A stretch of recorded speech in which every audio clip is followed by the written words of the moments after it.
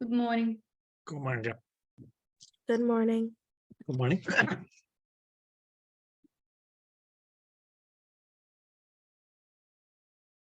Okay.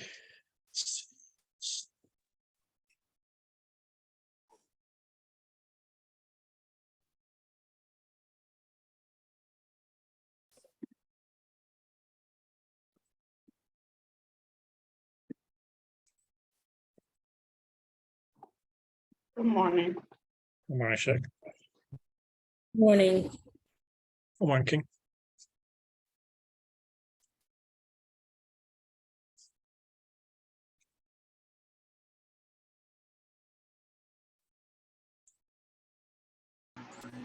Good morning.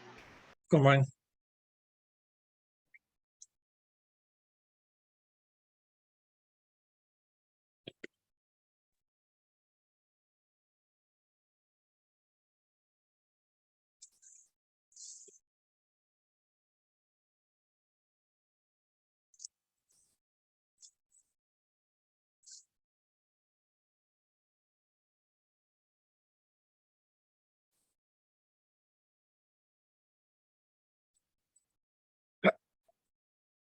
Okay, ladies.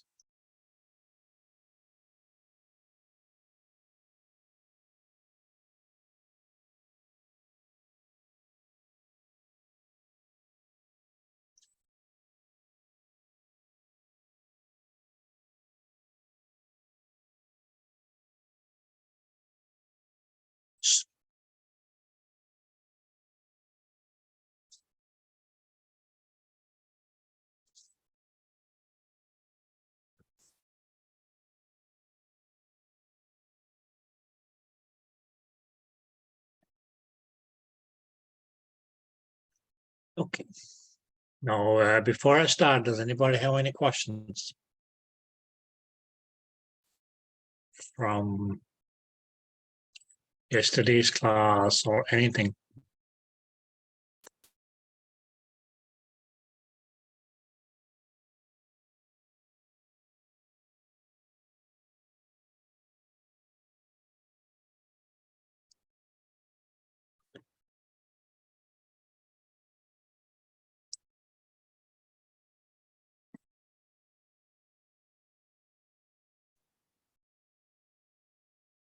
Okay, go. So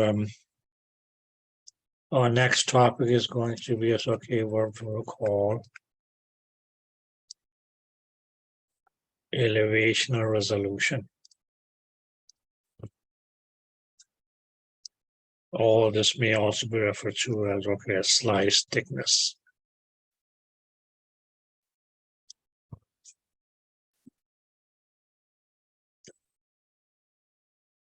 Okay.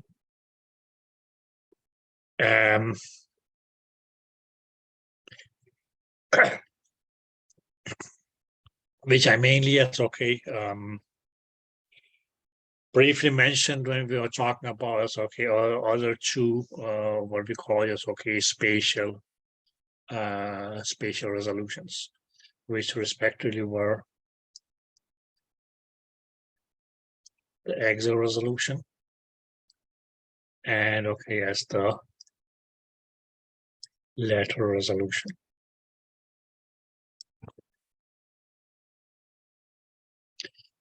Okay. Now, in an image, we say that this here is our image. Okay. Now we also call axial resolution, depth resolution. Okay. So axial resolution or depth resolution was mainly going to be we could say the ability of the system to distinguish two structures, which your book says right in front and back, or as we say parallel to the sound beam's main axis. Yeah, but pretty much as distinguishing as two structures that are related like this. All we can say is two structures that are related like that. Let's not do that because that's getting confused. Okay, that will be as okay, what we can call a lateral resolution. No, sorry, axial resolution. Okay, and that was made as okay. Then we could say it's okay, dependent upon it's okay your spatial pulse length. Okay. Or we could say, okay, spatial pulse length divided by 2, that was going to be as okay, the numerical value of your axial resolution. Very mainly as okay, already said that if we have a great spatial pulse length, due to whatever reason, which could have been as okay, either a great number of cycles or each pulse, and or a great wavelength, or lead to as okay, a great spatial pulse length, which will be a great numerical value for the axial resolution. That we mean is okay, know that okay, as that great numerical value is going to lead to yes, okay, a poor resolution. Where poor resolution actually is going to mean that okay, as the image is going to be inaccurate. Right, okay. Whereas, okay, as on the other hand, we could say that if we had a short spatial pulse length. Now, what would be things that contribute to a short spatial pulse length is going to be as okay, either a lesser number of cycles per pulse, or that each of these cycles here had a short wavelength. Now that would mean call that okay, as the numerical value of your space of your axial resolution will be low. And that low numerical value of your axial resolution is going to just okay, call that you have okay as a good or better resolution. Where you mean you'll say, okay, if that is good, that's going to mean that it will be accurate.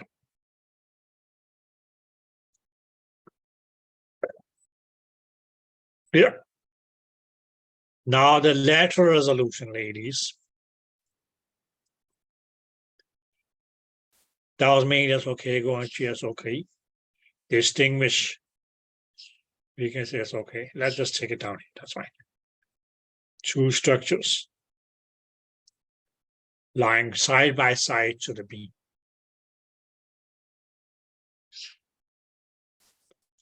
Clear?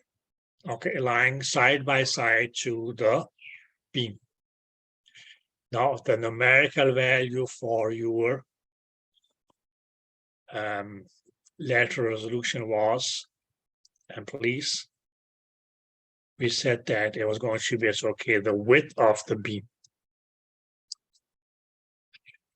We can do it down here because that's okay, the width of the beam. That was made as okay, the numerical value of the lateral resolution. Right, okay. Now, what do we mean by the width of the beam?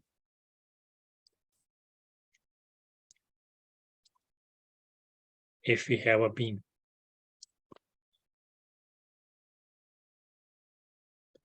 This dimension here. That will be the width of the beam.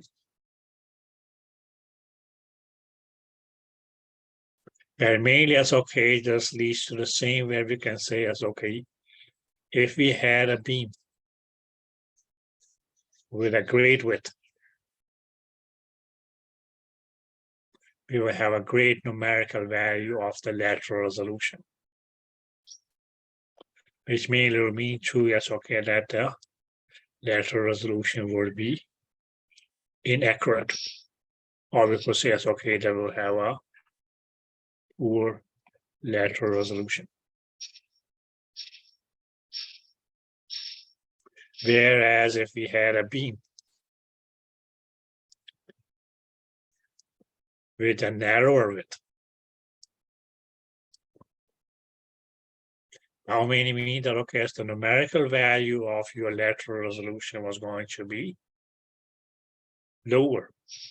And okay, lower numerical value is going to, okay, cause the image more likely is going to be as, okay, accurate in terms of, okay, as your lateral resolution. So yes, okay, that will mainly lead to, yes, okay, this is a good lateral resolution. Did that make sense?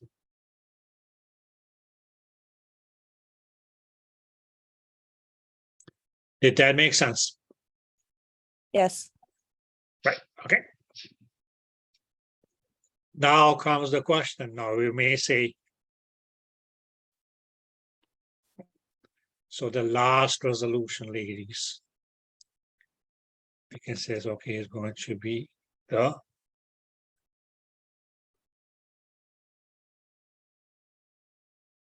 elevational resolution. Or what we also call is, okay, the slice thickness resolution.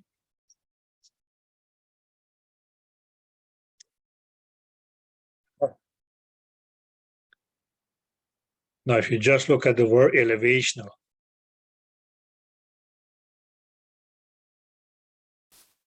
okay, that pretty much, okay, as such, because that's going to be as, okay, the relationship, because that's okay.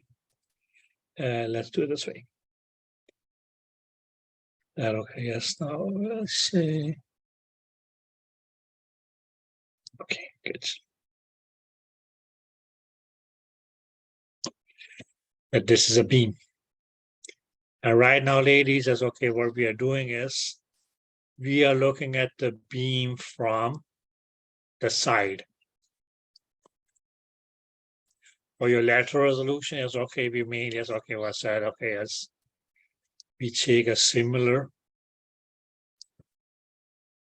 so we look at a beam.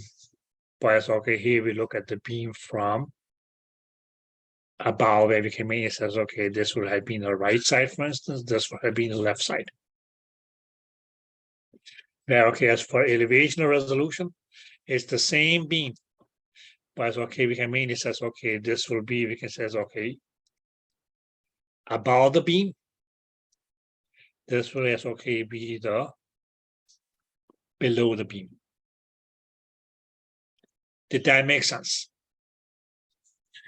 Okay, so again here, ladies, we can mean it says, okay, that, okay, yes, the relationship between the distance of structures in terms of, okay, yes, the height of the beam is going to, yes, okay, determine whether we have a good or bad elevational resolution.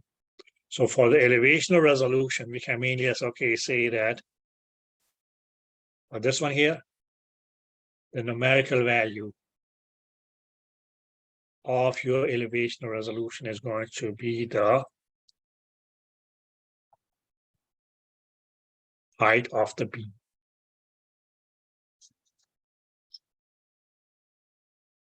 Now, what do you mean the height of by the height of the beam? That's going to mean it's okay, B is okay, the dimensions of the beam from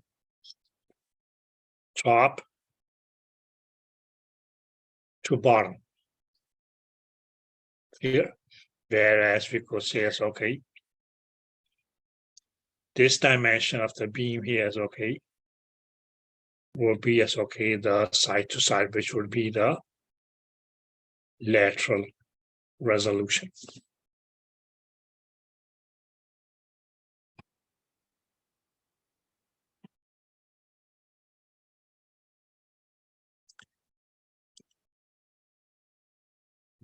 Did you girls get that? Yes. Yeah. Right, okay. So just look at it in this way. Because we say it's okay, the beam has an hourglass appearance, right? What I mean, the image is okay, will narrow like this. And then spread out. The point where it reaches the narrowest diameter in terms of width would be the focus. But then it's okay, diverges out in the far zone.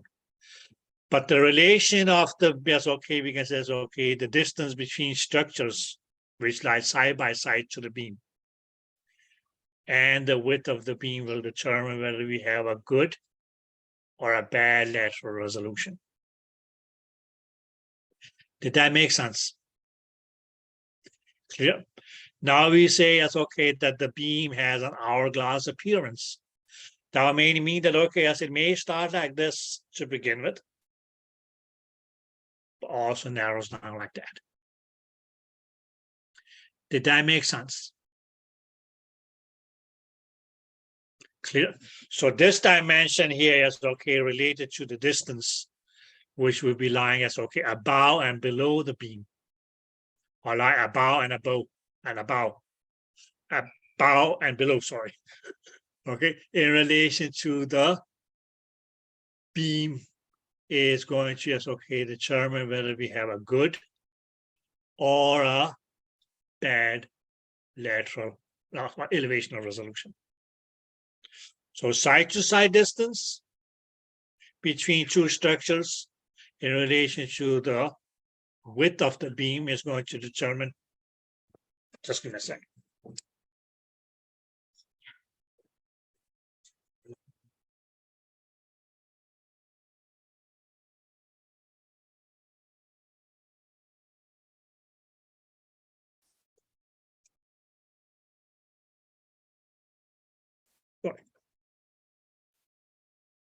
So the side to side distance between okay two structures in relation to the width of the beam will determine whether we have a good or a bad lateral resolution. Clear? Whereas, yes, okay, the distance about structure above and below related to, yes, okay, the height of the beam will determine whether we have a good or a bad elevational resolution, also known as slice thickness. Did you girls get that? Yes. Right, okay. So we can mainly as okay say, or mainly as okay, within any resolution, we can mainly say okay, that now we say it's okay, a greater numerical value of yes, okay, your elevational resolution. What I mainly mean that a greater height of the beam. But that's okay. Anyway, it's okay. For this, it's okay. The greater the numerical value, that will lead to, it's okay, a poor elevational resolution. Whereas, okay, on the other hand, if we say a low numerical value of your elevational resolution is mainly going to mean that, okay, that the beam has a lesser height. But this means, okay, the top and the bottom of the beam is going to be less, and that will mainly is okay give us a good elevational resolution.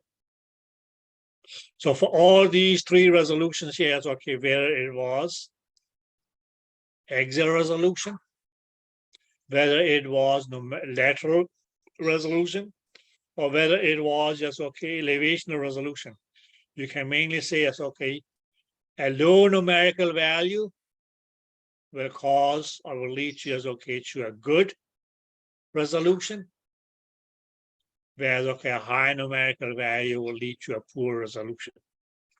Likewise for your lateral resolution, a low numerical value, which was the width of the beam, will lead to a, so it was a high numerical value, which was okay, the width of the beam was going to lead to a poor lateral resolution. Whereas okay, as if you have a low numerical value or your lateral resolution, which is what the width of the beam is going to lead to a good lateral resolution. Clear? Okay. So goes for, yes, okay, your elevation or resolution, where the numerical value for that was going to be, yes, okay, the height of the beam. So high numerical value will mainly mean that, okay, as you have a beam which is tall, which means, of course, okay, that will lead to a poor elevation or resolution. Contra, if it does have a no numerical value, which is a lesser height of the beam, is mean that's okay going to mean that, okay, as you will have a good elevational resolution. Now, ladies, as per standards, transducers mainly, yes, okay, we can say, okay, axial resolution.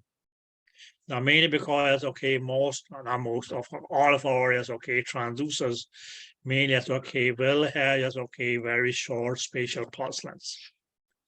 Primarily, yes, okay, due to less ringing and high frequency. We said, okay, as pulses, they had, we're not going to have, it's okay, an unlimited number of cycles. Usually, it's okay, it will be a low number of cycles.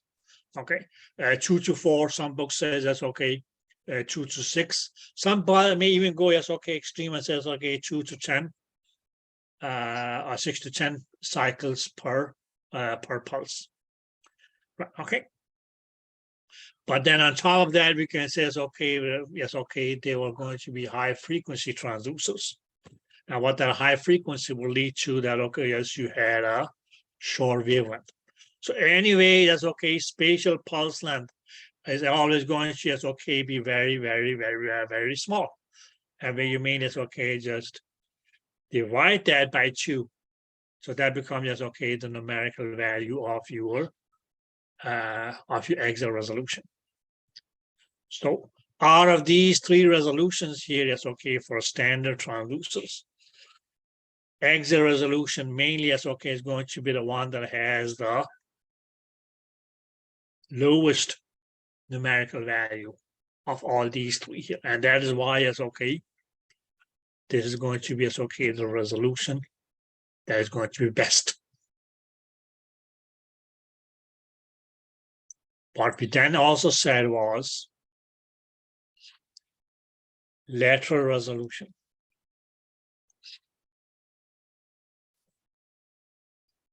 Now, the numerical value of this one here was the width of the beam. I mean, yes, okay, just so we know that, okay, what the blue was the width of the beam. We say that, okay, so this here was a beam. And this dimension here is, okay, that was going to be the width.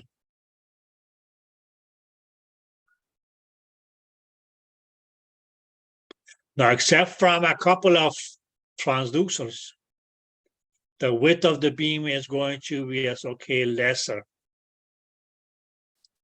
than the height of the beam, except from a couple of transducers. Here, okay. So, but it is going to be a greater numerical value. It says, okay, it's going to be greater than the numerical value of your axial resolution. So it's going to, okay, be greater. So that means, okay, we'll make it bad when comparing it to the axial resolution. Whereas, ladies, the last one is the elevational resolution. Now, we mean, yes, okay, just said that, okay, yes, the numerical value for this one here was going to be, as okay, the height of the beam.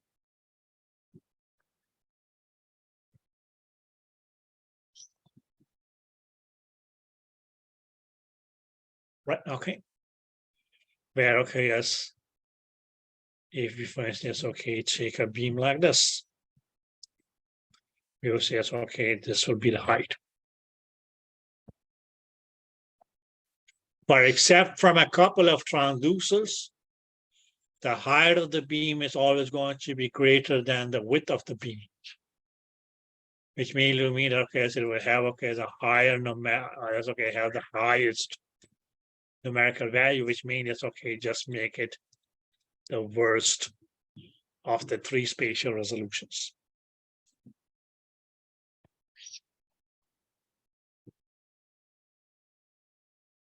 Right, okay. Now, some of you will say, Mike, what the blue? Because, okay, for instance, okay, we take a beam.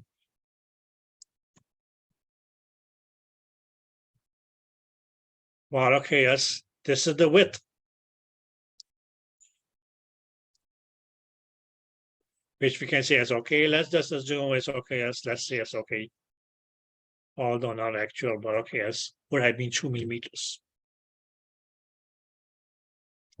Right? Did that make sense?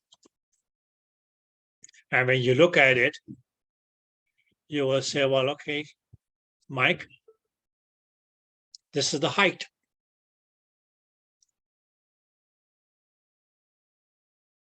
Which, okay, as also would be as okay, 2 millimeters. So here you can mean it's okay, that's okay. For this one here, it's okay, you were, yes, okay. The numerical value of your lateral resolution is equal to, yes, okay, the numerical value of your elevational resolution. So they will be equally good or equally bad.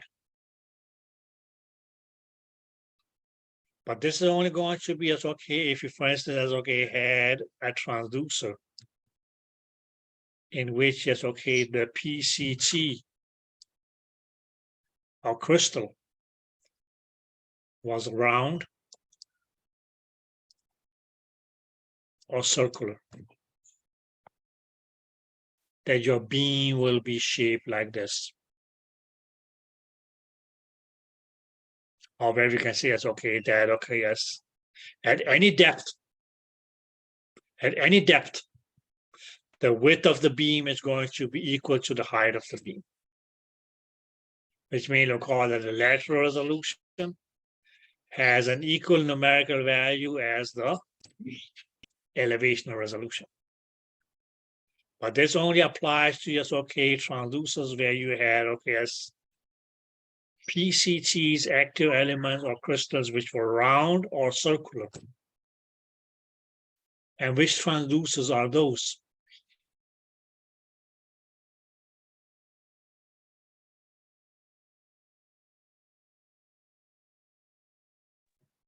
Mechanical and curve. You said mechanical and? Curve or convex. Okay.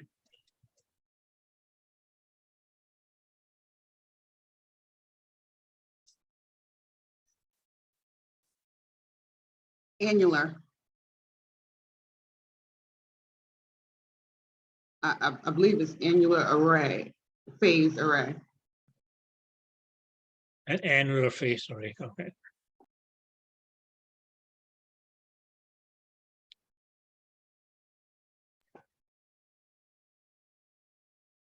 It's now your curved transducer. Okay. Where did you get that from? That the PCTs were round or circular? Sorry. Once I never studied said it. that. Right, okay. So the only transducers, that's okay, where you had PCT or crystals that were round and or circular or disc shaped. If for only one, yes, okay, we said okay, that was a mechanical transducer. Whereas okay, as if we had multiple, or yes, okay, round or circular or disc shaped, that was okay as the annular phased array.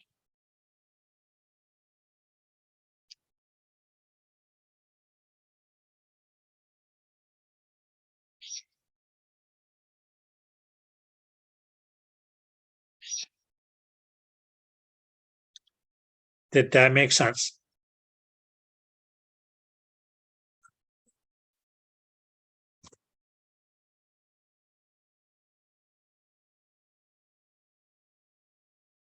Okay. So for both of these two transducers, we can mainly say, okay, at any depth, yes, okay, the dimension of the beam is going to be the same whether we look at it from side to side or from above and below. Mainly because, okay, they were circular or disc shape or round.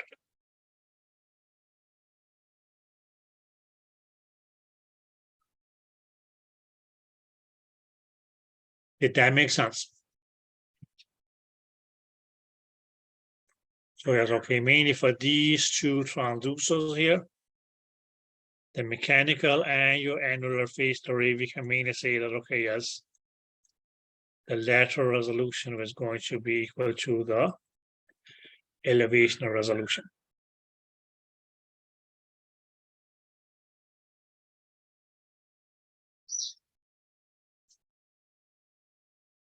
Now, ladies, that was pretty much okay. That's the whole reason that I went on and talked about the shape of your PCTs. Because what is it that we see in our linear phased array transducer? What did we see in the linear sequential array transducer? What did we say that the shape was in a curved array transducer? And as well as the shape in a vector array transducer. What was the shape of the crystal?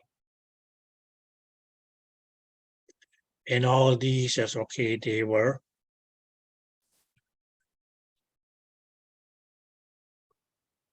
the crystal was rectangular shape, right? Did that make sense?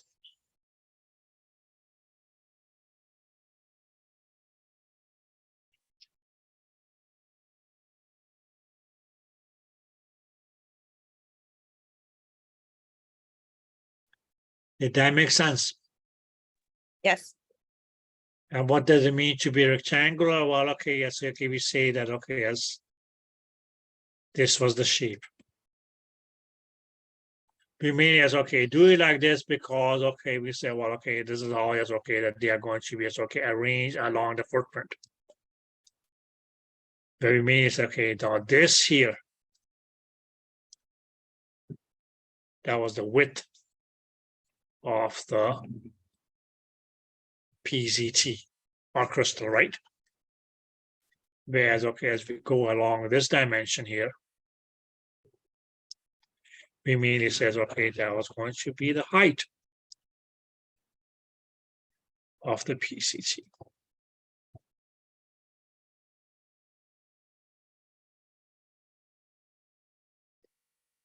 Did that make sense? Yes. Yeah. Okay, girls. Now just look at it in this way. That's the degree of convergence of the beam from side to side is going to be equal to the convergence of the beam from above and below. So even now the beam gets narrow from side to side. But mainly because it start off with as a narrow width. Because the PCT was narrow in its width compared to its dimensions and the height. So even at the focus Oh, yes, okay, at any point of the beam, yes, okay, at any point, you can say, okay, this beam here, produced by this shape PCT here, is always going to have a greater height and a narrow width.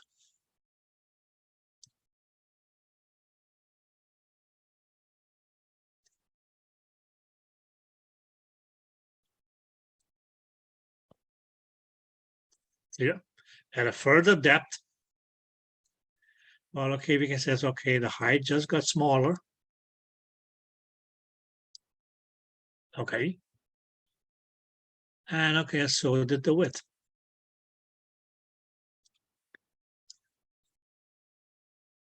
Because okay, so even if you go to just okay, a focus, you say okay, this will be okay, the height of the beam where okay, yes, the width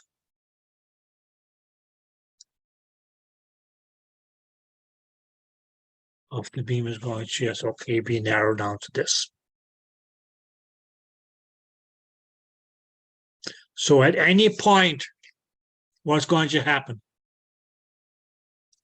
The beam is always going to have a greater height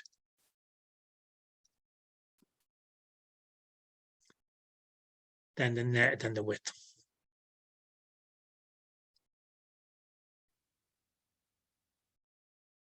At any point. But okay, whether that was at the beginning of the beam or whether you went deeper or deeper or deeper. Height is always going to be greater than the width, which may mean that okay, yes, at any height here or at any depth, we can mean says okay that you always have okay as a great numerical value of the elevational resolution. And okay, yes, you would always have okay as a lower numerical value of the lateral resolution. So due to yes, okay, a greater numerical value, your elevational resolution is always going to be yes, okay, the poorest. Where okay, at any depth, due to yes, okay, a lower numerical value of the lateral resolution is always going to be yes, okay, at least better than the elevational resolution.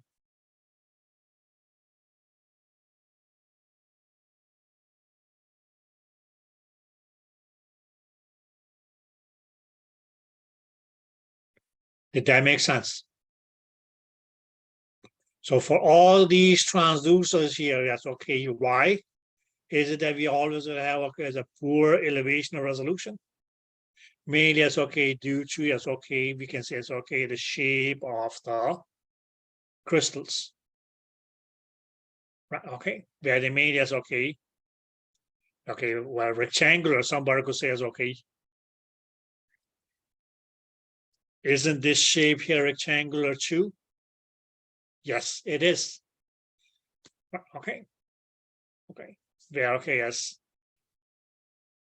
The community says okay that this here would have been the height. And this here is okay, what had been the width. Okay, but this is now how your crystals or PCTs are arranged along the footprint of your transducer, but rather like this. Okay, where I said, okay, yes, that okay, yes. If this here is okay, was the footprint of your transducer, we can just take a linear sequential. It's okay, they were. You can say that okay, yes, if this here is okay, was your. This is how your PCTs were arranged. So we can mainly say it's okay that this dimension here, for all of these PCTs, okay, that will be the height.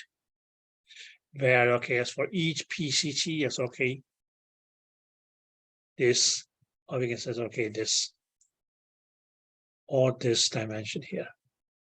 or this will be the width. Did that make sense? Yeah. So we will always have, yes, okay, a greater height at any point of the beam compared to, yes, okay, the width.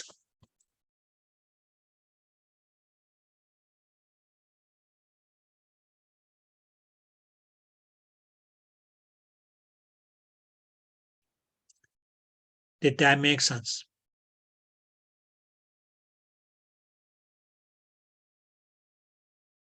Yeah. Clear? Okay. Now, at which point of the beam is the beam going to have, yes, okay, its lowest height?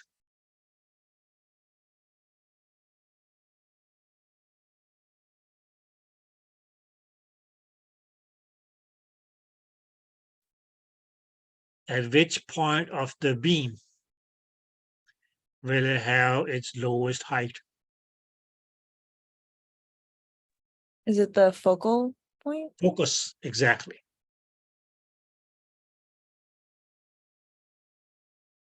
Right, okay. So far, we had only said, okay, yes, or we made it, okay, I'd just been mentioning that it goes like this. Now we also say, well, okay, yes, it started out like this, but then it goes like this. So the point where it's okay, the beam is narrowest in its width and in its height is going to be the focus.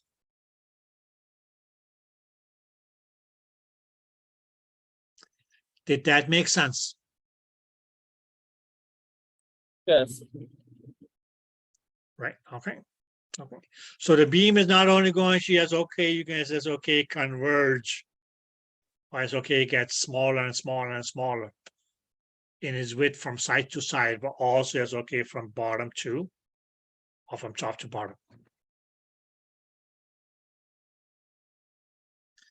But in the journey of its course of, okay, traveling whatever distances, where the beam is going to be as, okay, narrowest at its width, and, okay, it's at its narrowest in height, is going to be at the focus. Because what happens after the focus? The beam mainly, yes, okay, just spreads out like this. But it's also, yes, okay, going to spread out like this.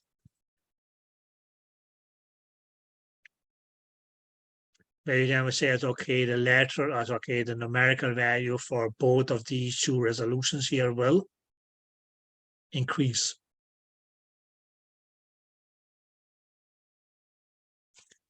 Did you ladies get that? Yes. Okay, I didn't get that it will increase. my dear, this was your focus, right? Mhm. Okay. What happens to the beam's width after the focus? It spreads. Clear? Now, not only side by side, oh, that's okay, in this dimension, it's also going to, yes, okay, this was your beam at the focus. It will spread out like that too. Clear? Okay. So if we look at a beam, and that's what I said,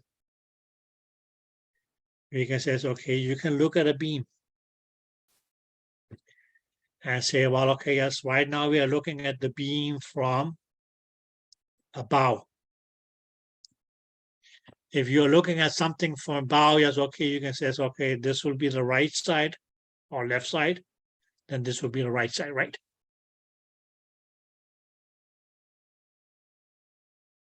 This was okay if you're looking at the beam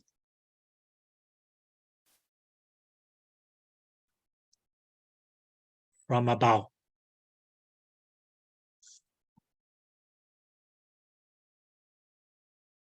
We could say, okay, this was the focus. This was the point where we can, okay, we say, okay, that the distance between the right side of the beam and left side of the beam was lowest. Or the beam has the lowest width.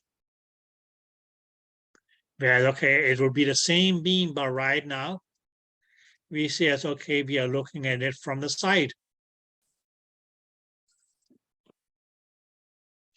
Let's say that the beam passes in front of you, anyway, I mean, it's okay looking at it from the side. Then this would, it's okay, be the top. This would be the bottom. So again, it's okay, what happens to your beam is that, okay, as it travels, it gets narrow as it gets shorter and shorter, right? Okay. It reaches, we can say it's okay, the focus. And after that, what's going to happen is, but okay, yes, it's just going to shift, okay.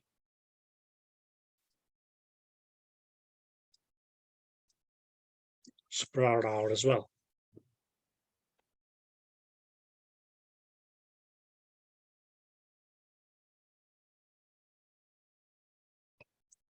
Did that make sense?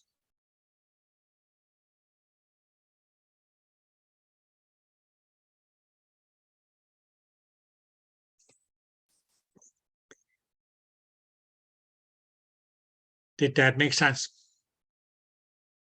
Yes.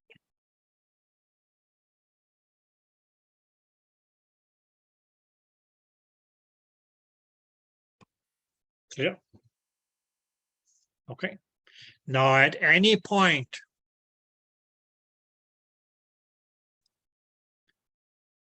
the width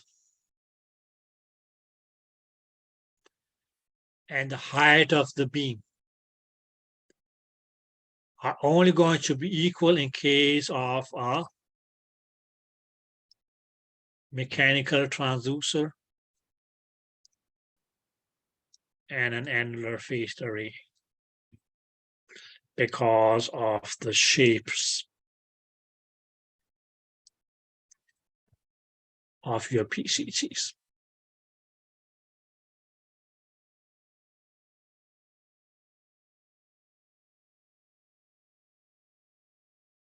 Whereas, okay, yes, for yes, okay, all your other arrays, linear phased array, linear sequential array, curvilinear phased array, and okay, yes, the vector array.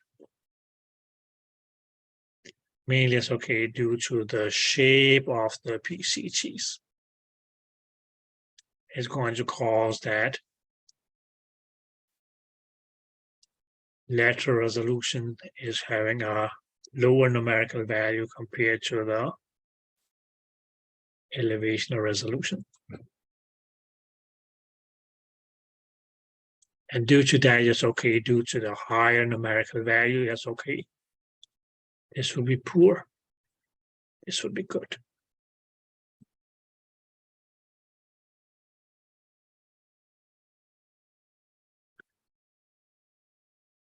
Where, okay, at any point, it's okay for mechanical and annular phased array, it's okay, the numerical values of these two here will be equal.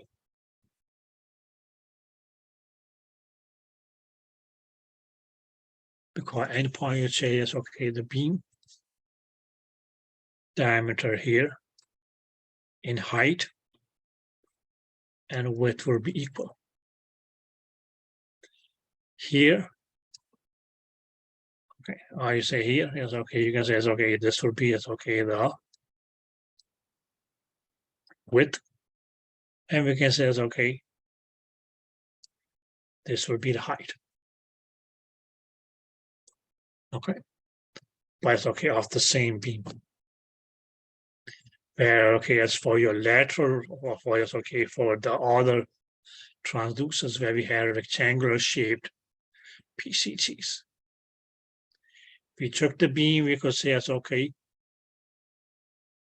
The beam at any point, that's okay, is going to be like this. We take the beam at another point, we say, okay, it's going to be like this.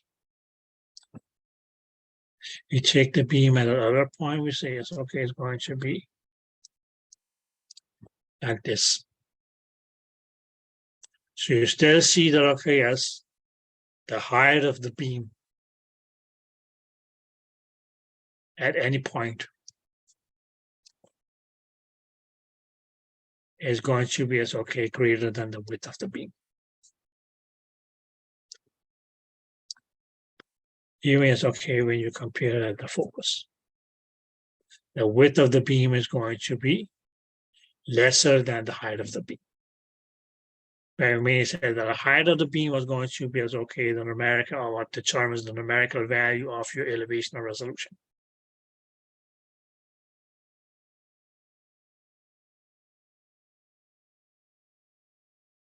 Yeah, okay, the width of the beam is going to, yes, okay, determine the numerical value of your lateral resolution.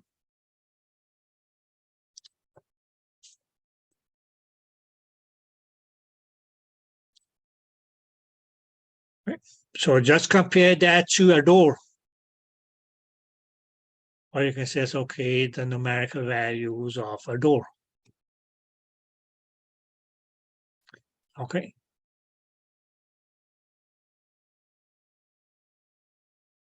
Now it's okay. If you're standing up on your 2 feet straight up and say, it's okay, I'm this much, this is my height. Okay, you at least need, okay, as a door which is at least as okay more than okay as your height to be able to pass through it without having to, as okay, going down, right? Or bending over or whatever. Likewise, as okay, you also need a door, or as okay, the width of the door or the door frame should be as okay, at least equal or at least more than okay as the width of your shoulders span to be able to pass through that. Clear? Okay. Okay. Now you may be able to, as okay, let's say it's okay that you as a full-grown person, yes, okay, because that's going to be as okay the dimension of the beam from all as okay linear phased, linear sequential, curvilinear, and okay as vector array as it starts. Whereas okay, if you want to make a door for, let's say, a child, that he or she will be able to fit through. Well, okay, yes, his or her shoulder span is not going to be as wide as yours. So you may say, well, okay, he'll be able to just okay pass through a door which is, let's say, okay, just 1 foot wide. Okay, he or she is not going to be standing up 6 feet tall. Okay, he or she may just be 4 feet. So you say as long as okay that door is 4 feet tall, yes, okay, he or she will be able to just okay walk through it. Okay, but you will always still see that okay, yes, for that just okay the dimensions of the height, it's always going to be greater than the dimensions of the width.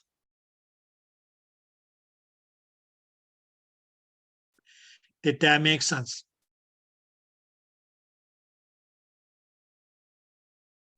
Yes. Okay. Because that's okay of the shape of your crystals. All you can say is okay. And okay, yes, as I said, yes, okay, they were standing up or lined up side by side. It's okay, just like people lined up in a line, standing shoulder to shoulder.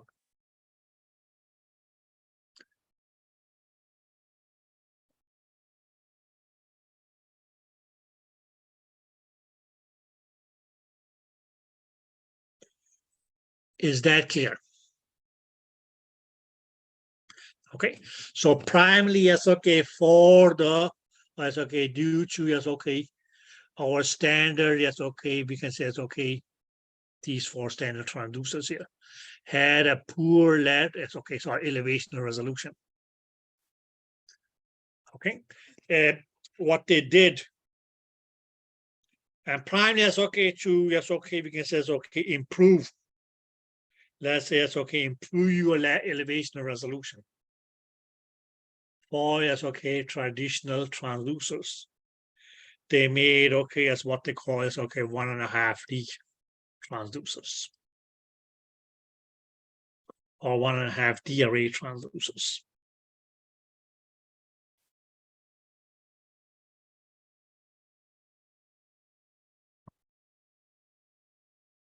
Now we can mainly says, okay, for any, we can take any transducer and says, okay, let's just say, okay, for instance, we take a linear phased array transducer. Clear? We says, okay, this was its footprint.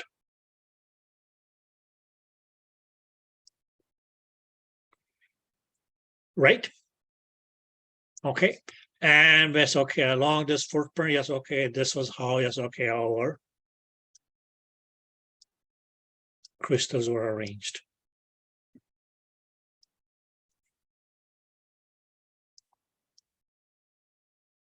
Okay, 100 to 300 pieces of crystals, but this was how they were arranged. Whereas, okay, if we took a crystal, we can mean that this here is okay, that would be the height of the crystal.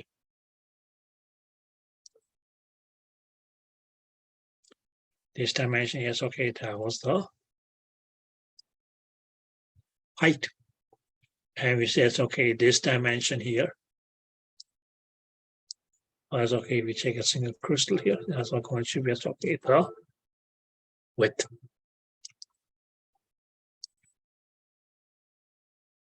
Did that make sense? And this would mean it's okay, where we could say it's okay that we had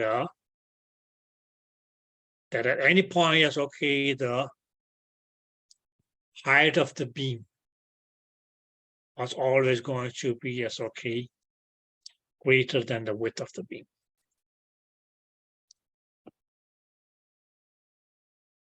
Okay, which mainly calls that okay, yes, elevation or resolution was always going to be poor, and okay, yes, compared to yes, okay, the lateral resolution was always going to be, or at least that's okay, better than the elevation or resolution. But please keep in mind, still poorer than the axial resolution, which was the best. So primarily as okay, what they try to do to yes, okay, we can say okay, improve the ER or elevation or resolution was that they made us okay, what we call 1.5 dimensional array transducers. Okay. Maybe it's okay. Still will say it's okay. This was our transducer. Now,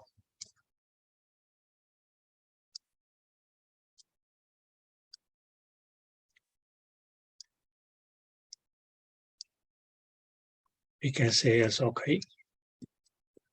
But what they actually did was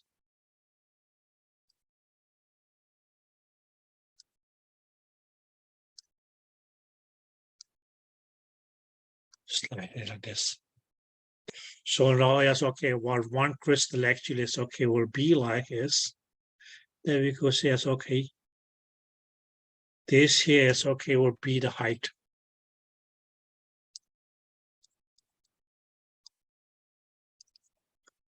of the individual PCT.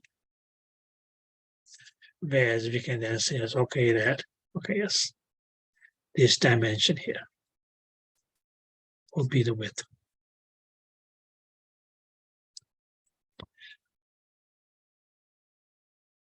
Okay. Although, ladies, the height is still yes, okay, greater than the width. But at least you can say, well, okay, there's not as much of a difference between the height and the width in this case here as we have in okay as the regular as okay instance of a transducers. So we can mean it as okay that okay as the pieces of is okay your PCTs or crystals are actually as okay made smaller in height, and what that means is, okay, we'll call that, okay, as that decrease in this height here is going to, is okay, call that you have a lower numerical value of the elevation resolution.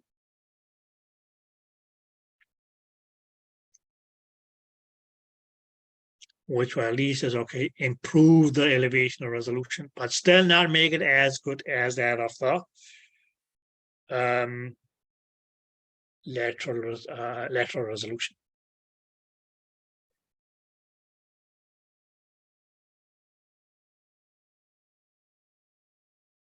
Or what they mainly is, okay, will say that, well, okay, as the height of the, let's say it's okay, that the height of the PCTs is equal to, yes, okay, 1.5 of the width. So if you say that, okay, as the PCT, for instance, okay, here has a width of 1 millimeter, for instance, that the height of the PCT was still going to, is okay, be 1.5 millimeter high.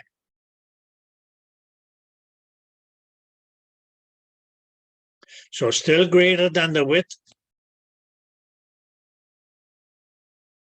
but not as great of a difference between height and width as we had in, okay, as this transducer here, or any of our other array transducers. So that's means, okay, what they'll call is, okay, 1.5D or 1.5 dimensional array transducer.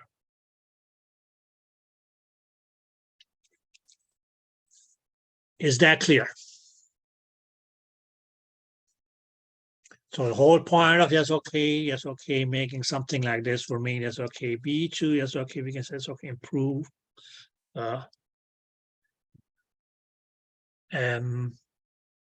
elevation resolution.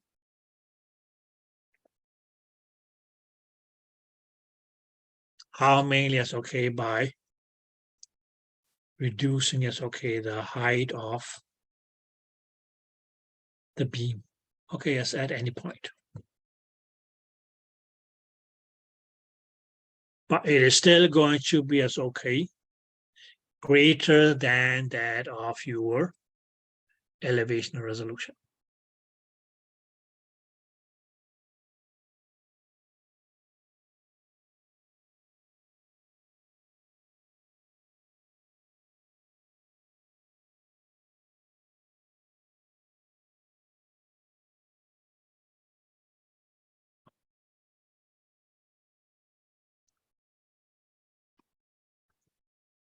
Did you girls get that?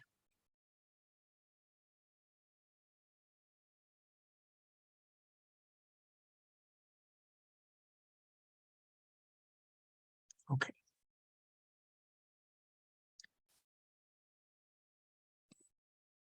Any questions?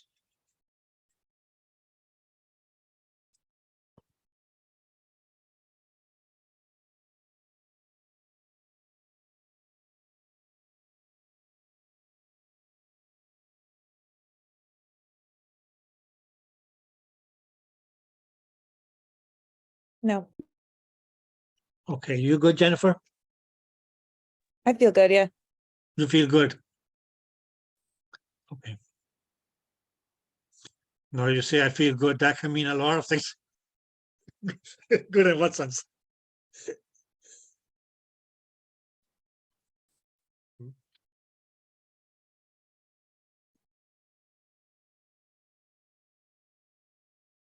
Okay, go. Now just take a couple of minutes. Read through this, and okay, as if you still are confused about it, okay, the shape of your crystals. Well, okay, as you can go back and look at those notes as well. Okay.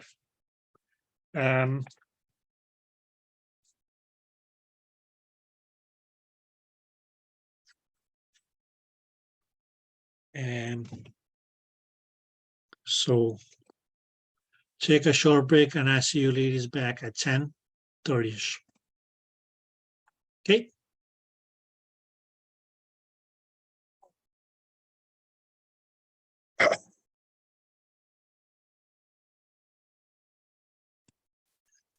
Yes, ladies, welcome back.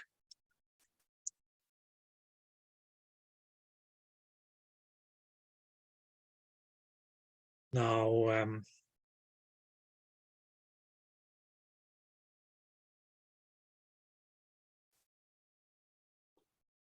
any questions?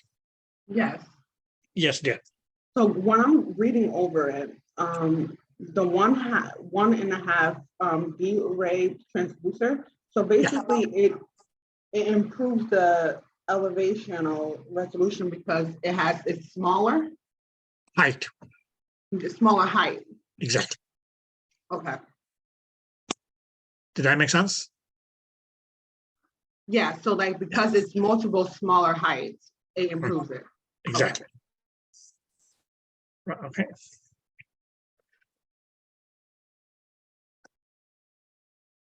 Just look at it like this. Maybe that's why they call it slice. I don't know, slice thickness. But then you go to the point thickness, right? Okay. My dear, this was your cake. You made a cake, right? In a tray.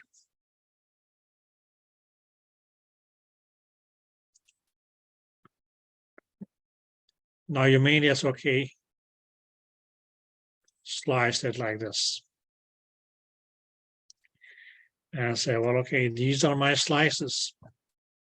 Now, if you take a slice here,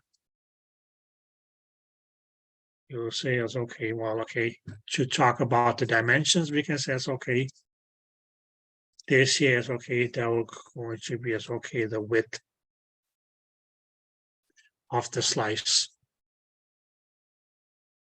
And we can say, it's okay, this dimension here is okay, that was going to be as okay, the height of the slice. Everybody can agree that, okay, yes, if you measure from here to here, that's going to be greater than if you measure from here to here.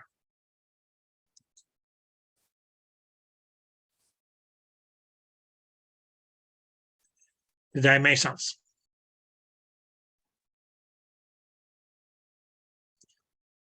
Right? Now, what they then just say is okay, because this being is okay, very, very, very, very, very, very, very, very, very, very, very, very big. Which causes okay, as we have a poor elevation or resolution.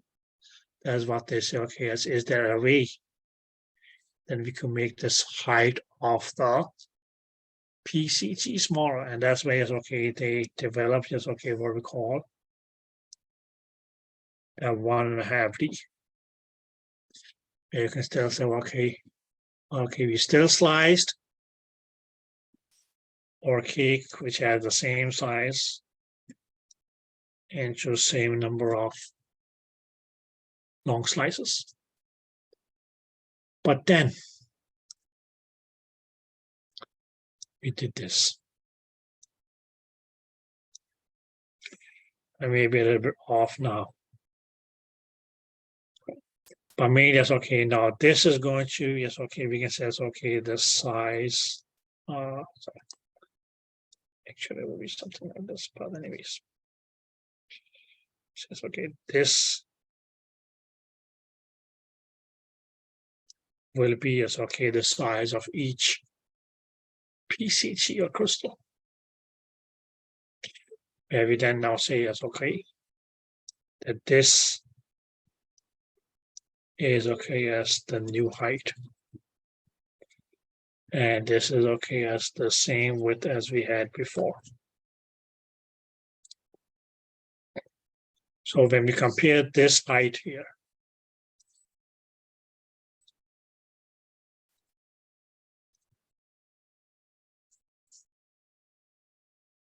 to this height here, you mean it as okay that this is going to be greater. And due to yes, okay, being greater, yes, okay, that will lead to yes, okay, a poor ER. Whereas okay, this one here being lesser is going to yes, okay, and lead to yes, okay, an improved ER. Okay. But,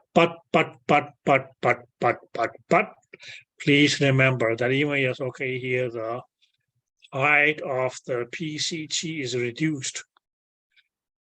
But yes, okay, even if we took this PCT here, yes, okay, the height of this dimension is still going to be yes, okay, greater than width. But at least you can see as okay, there's not going to be as great a difference between height and width in this PCT as there was in this one here. So me is okay, as V is okay, reduce the difference between the height and width in the PCT actually is okay. Improve the lateral resolution, sorry, elevation resolution.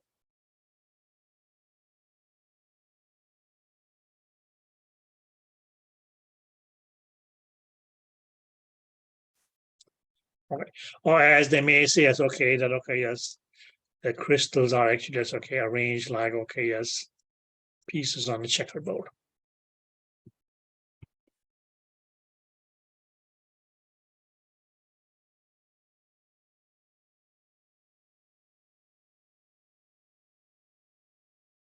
Okay, but the whole purpose was mainly as okay to improve the elevation resolution.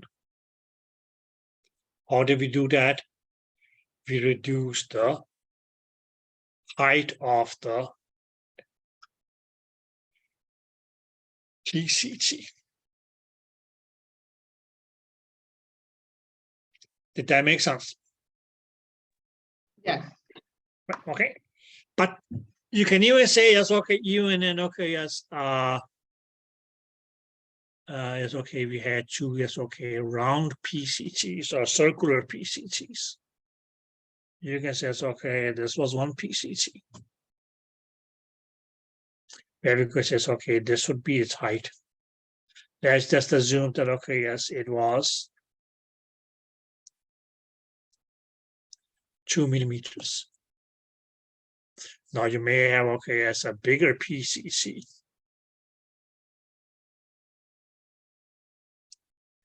Like this, right? Where you can say, okay, this is going to be, okay, the height of this PCT here. And all that we can say is okay, that will mean is okay, we can say it's okay, what had mean that says okay, 4 millimeters.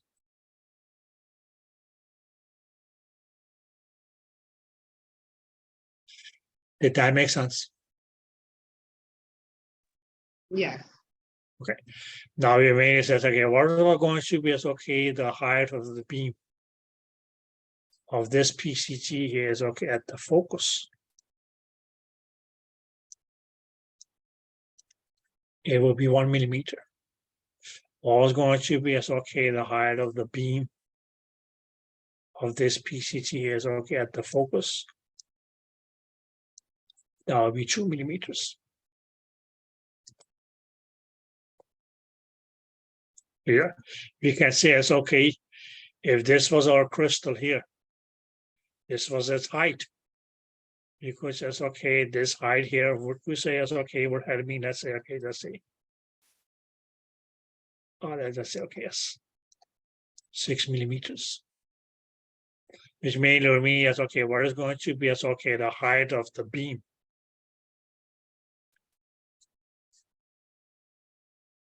At the focus.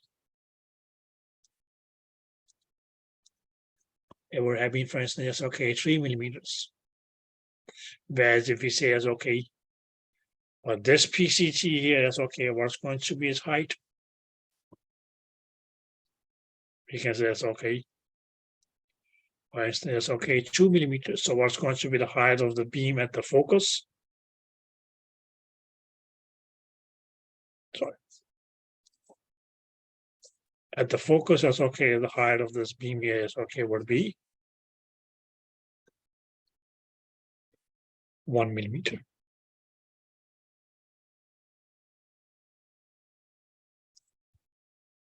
Did that make sense?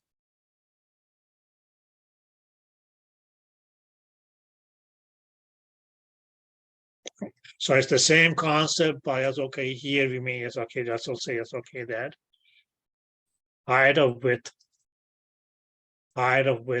would be the same. Where here is okay, height of width is going to be different. The width here might have been as okay. Let's say it's okay, just let's say 1.5 millimeters. So what was going to be the width of the beam at the focus? 0.75 millimeter.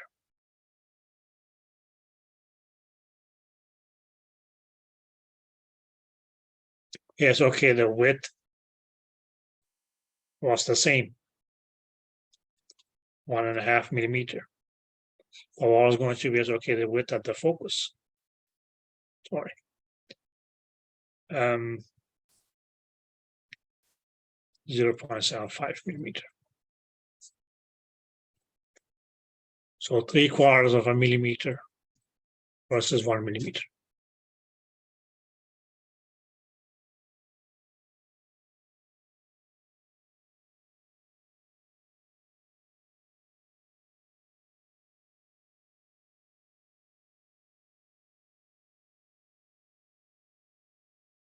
Here we go says, okay, the width of the beam would have been 1 millimeter. The width of the beam here is okay at the focus would have been 2 millimeters as well.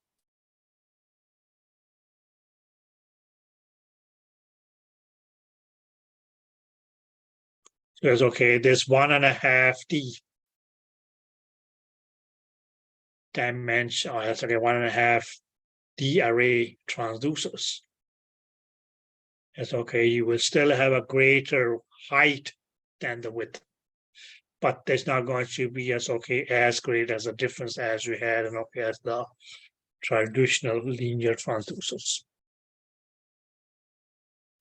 I mean, it's okay due to the rectangular shape that okay as the height was far greater than the width.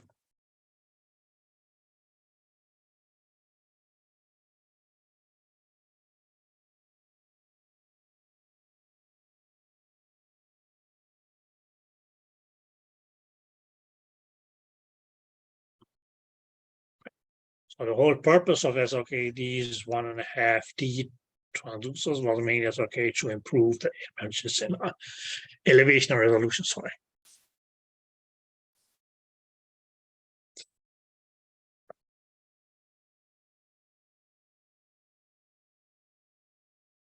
Is that clear?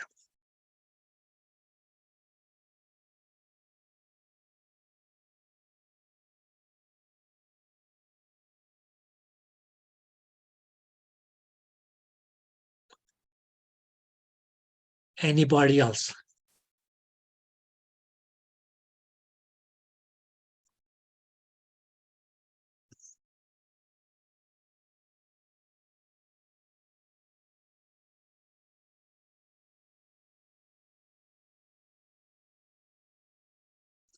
Nope. AKK.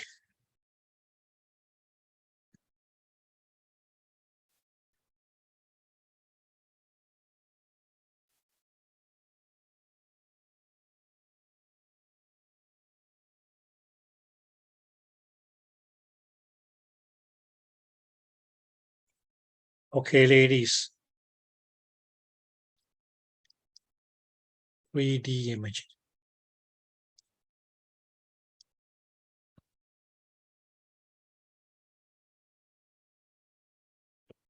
Now goes our traditional transducers.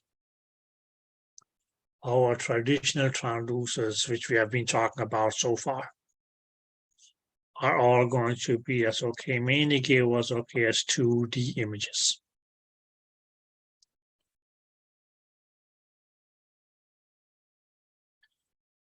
Is that clear?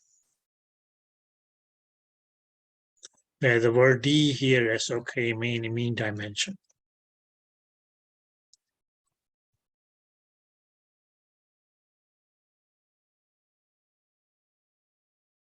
Okay, so your images that you get by a traditional scan is mainly as okay, just going to be as okay in 2 dimensions.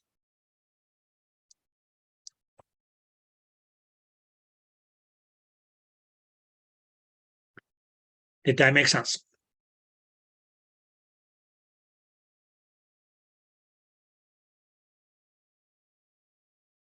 Did that make sense?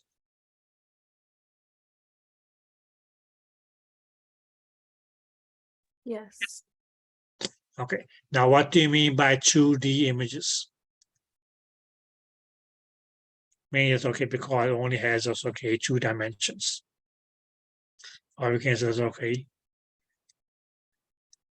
aerial. Because area only had 2 dimensions, height and width. Or we can say it's okay depth and width.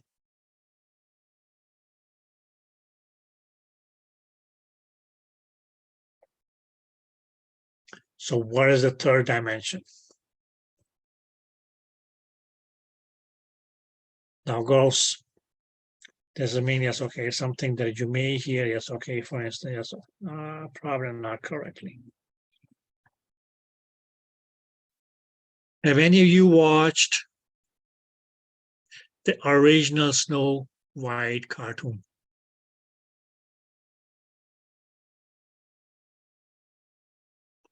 Or the original Cinderella?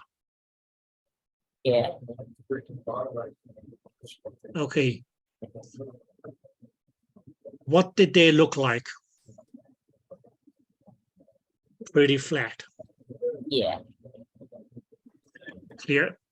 That was because it was 2D. Then they later on came out with something that they say is okay, digitally remastered. Have you heard of those? And what did it do? What is it that they actually did? They actually, it's okay, just added a 3rd dimensional. So that mainly called that okay as Cinderella or whatever princess it was. Actually, it's okay, it looks more real life rather than okay, just being flat.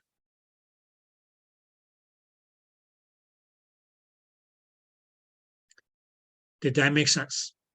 So 3D imaging, because okay, as I said, your traditional yes, okay, images is going to yes, okay, be pretty boring to look at. Because they are all going to yes, okay, just be 2D, pretty flat. Clear?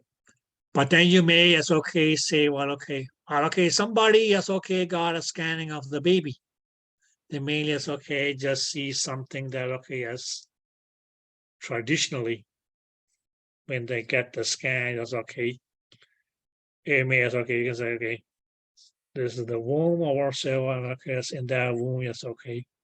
I'm just going to yes, okay, give it color. But you see something, okay, that is going to be yes, okay, just like this.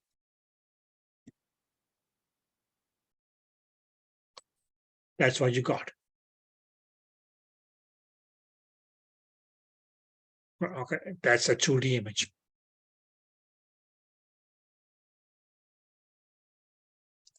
So that's a plain 2D image.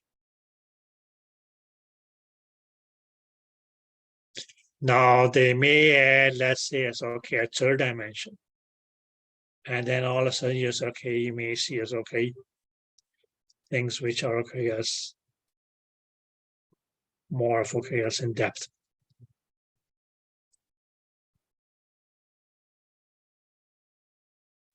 Clear? So that just okay as because they added a 3rd dimension.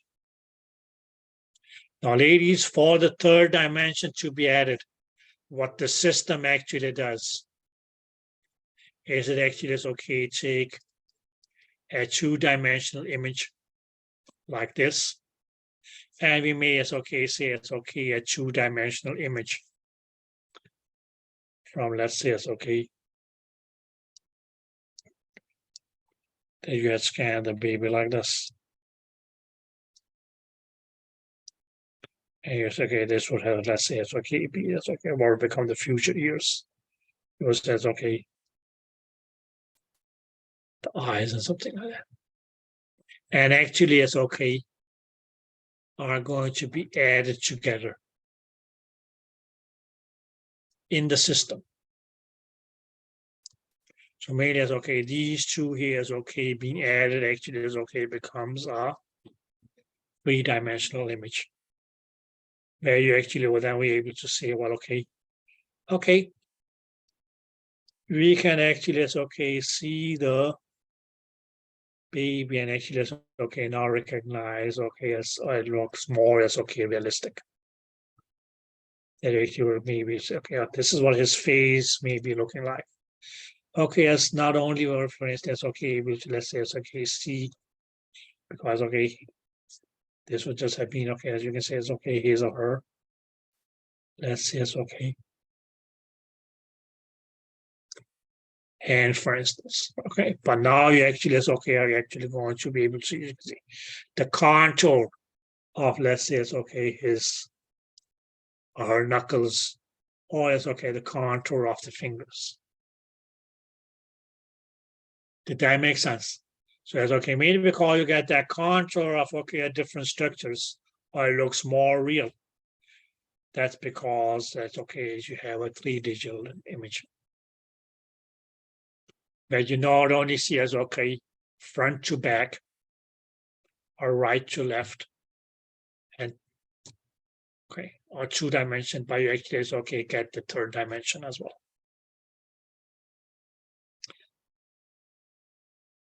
Okay, but what the system is going to be using is going to, yes, okay, be using 2 different, yes, okay, regular 2D images to make a 3D image.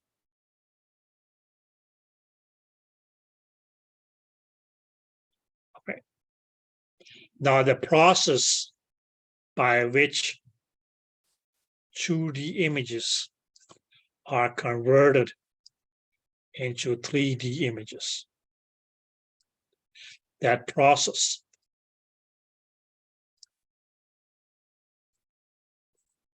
is what we will call rendering.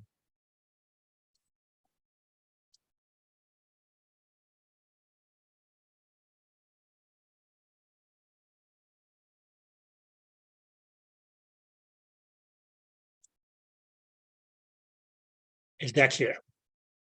So you can mainly say, okay, this process here is going to be as okay, rendering. Yeah, the system pretty much okay does nothing more but mainly as okay, take two-dimensional images and overlap them with one another to create a 3D image.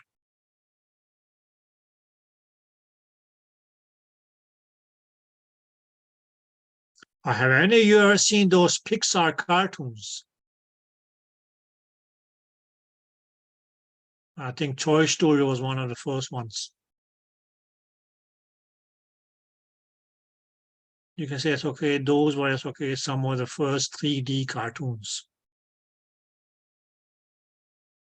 that you had. So what did they do? They added that 3rd dimension. Now, since we are over COVID, okay, you guys can go back to the picture houses or cinemas, if that's what you want to call it. And you may see that, okay, there's one movie that is running.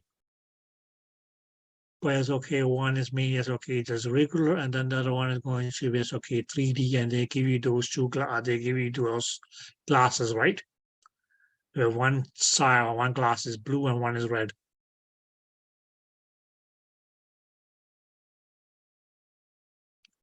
Have any of you ever tried to watch a movie in this 3D mode? Yes. Good. What happens if you don't wear those glasses and watch Looks them? like, Huh? it looks like a regular movie. No, it doesn't. It's even worse than a regular movie, my dear. You're I probably don't going like to the walk. glasses. No. You're going to walk home with an eye ache and ear headache. Next time you go for a 3D movie, yes, okay, I'll watch a 3D movie, yes, okay. Try not to wear those glasses. Yes. Forget about it's okay getting a 3D, you get okay the worst image. But don't complain to me about it's okay that you had your life's worst migraine.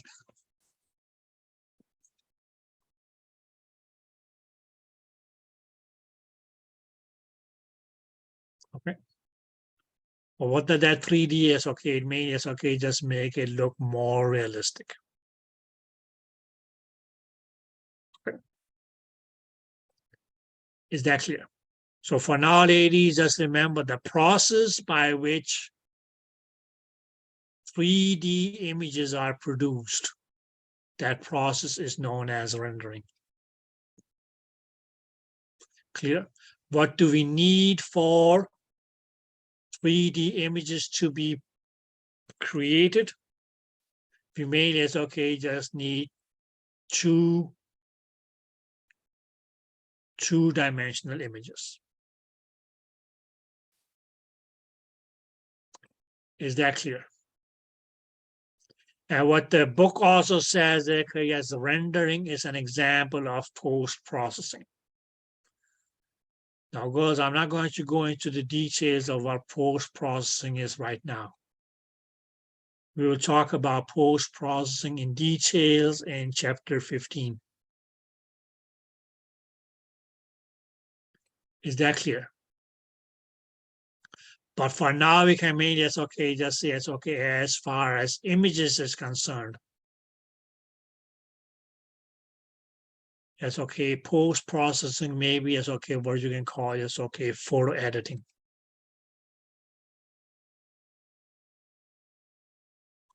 Clear? And that's pretty much okay as what they did when they is okay, digitally remastered this okay, the old traditionally as okay, Cinderella cartoon, Sleeping Beauty, pa pa pa, beep beep beep, boo boo boo. And now you can get them okay as in what they call as okay, digitally remastered. They pretty much okay, it's just rendered it. Or we can say okay, added the third dimension onto it. So that was only possible because they already had the cartoons made. If not, then okay, they had to make it and okay, they could just make it as okay in a 3D mode then. Is that clear? Okay. So for now, just remember that the process of yes, okay, creating a 3D image is known as rendering. It's going to be an example of post-processing. Post-processing, we will talk in more detail about that in chapter 15. Okay. But you can post-process any picture that you have on your computer. What you will be doing on to that picture is going to be post-processing. So this means that's okay, something that is created once the 2D images are made. They just take those 2D images and process them into 3D images. Did that make sense? And that's when you okay can get okay as a more okay picture that you see in just okay your book as figure 12.40. Where you actually can see as okay the shape of the nose. It's okay, the eyes are closed, but okay, you can see it's okay, it looks more like okay, you took a picture, a photo of the baby rather than okay, as just a couple of shadows.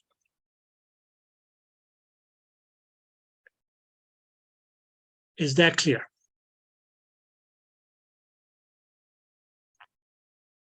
Any question goes.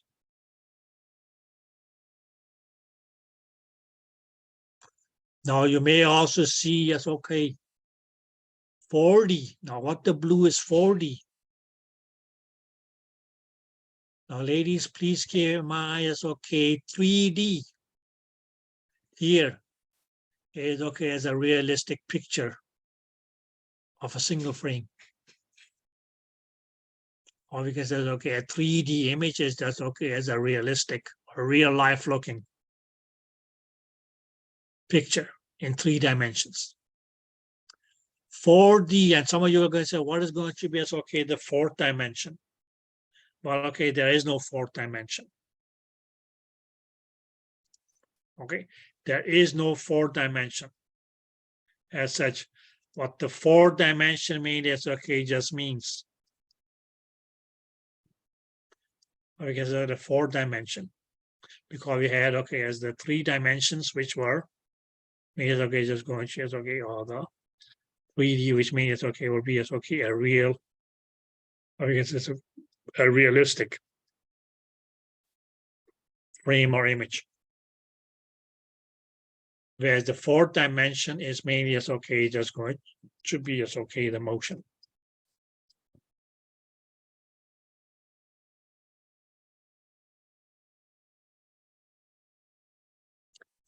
Is that clear?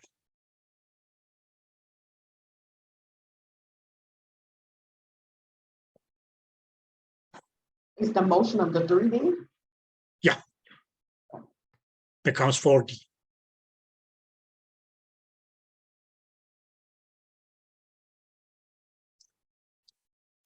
Okay.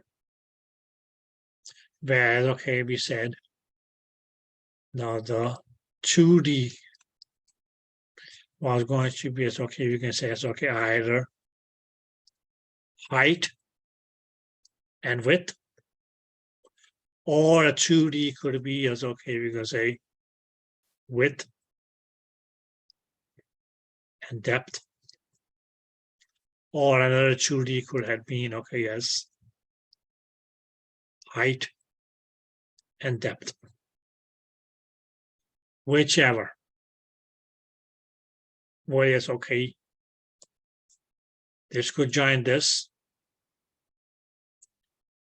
or this could join this, or this could join this to become, yes, okay, a 3D. And mainly because, okay, your 3D is not just a 2-dimensional. That's why, okay, they also call this, okay, volumic image.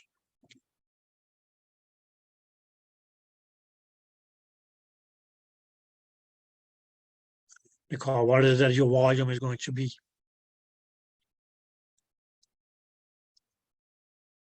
Height, width, and we can say it's okay, length.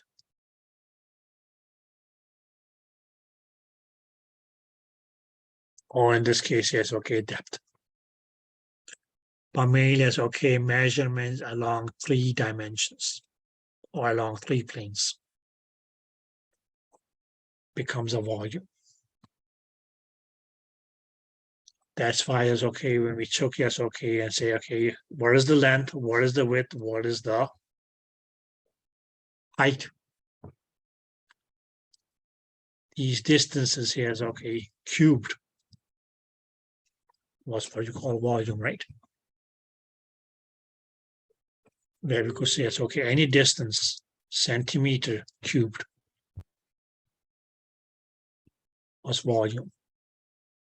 Why? How tall, how wide, how long, or deep.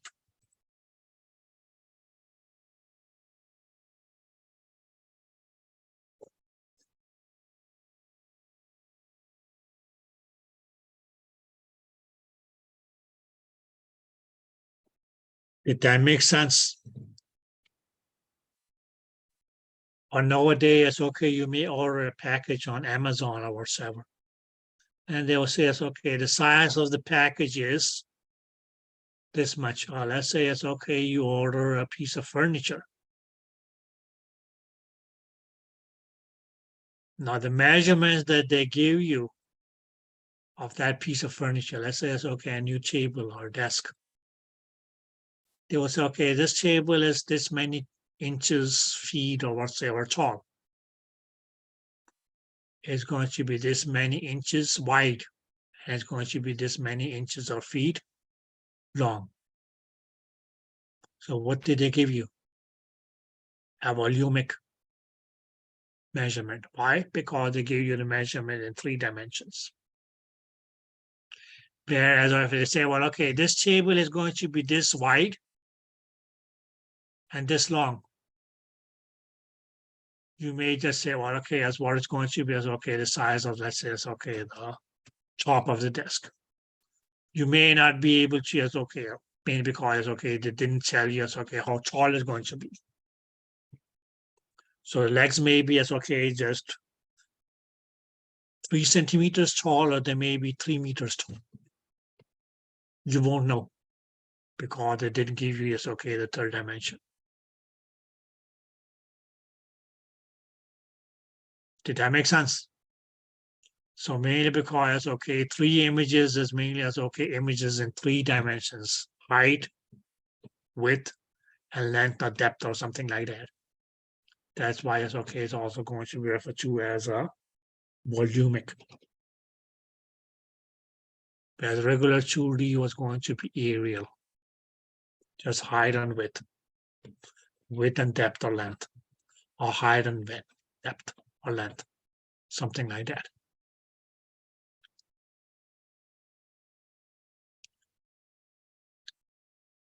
Did that make sense?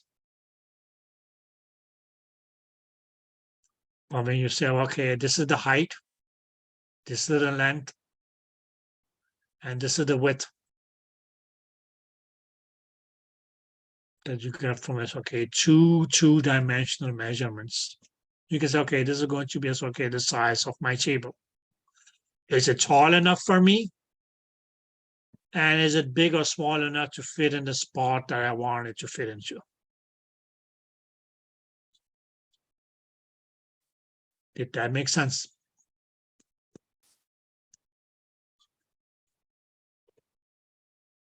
Did that make sense, girls? So next time, yes, okay, you order something, make sure that you check your measurements first. Okay? To make sure, okay, yes, that you don't receive a package and you say, okay, now this is not going to fit in the spot that I want it to fit in. Because then you're standing with a table that is too big. And there is not Goldilocks effect.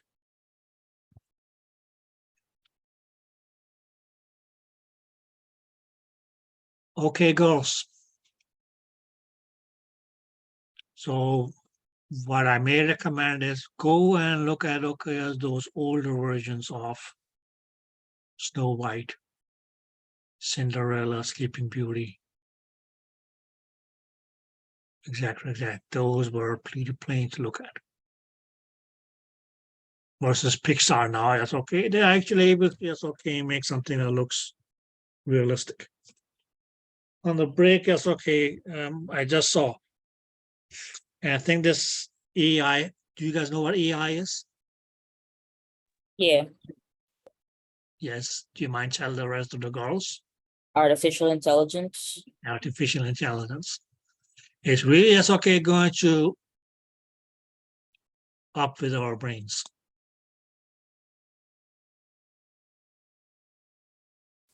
Because, okay, they say that, okay, there's this, okay, whatever. Person is, okay, who has been posting on Instagram, she's not even real.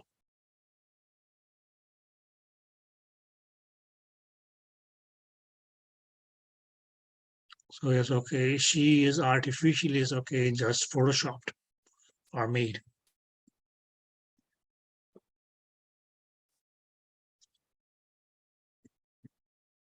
As you can see, it's okay, when things get out of control, right?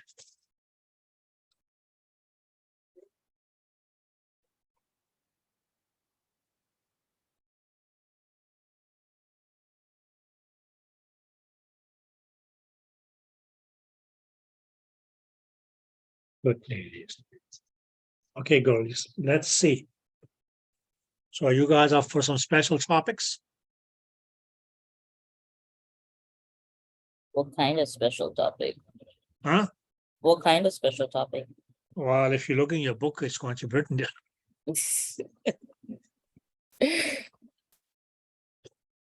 Sure. Okay. Well, it goes under the topic special topics. And the first special topic is going to be, yes, okay, what we call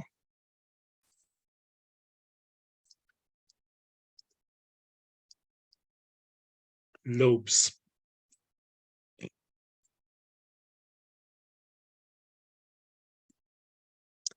Is that clear? Yes. Now, ladies, please, please, please, please, please. Just note this down that, okay, lobes mainly, yes, okay, will lead to degraded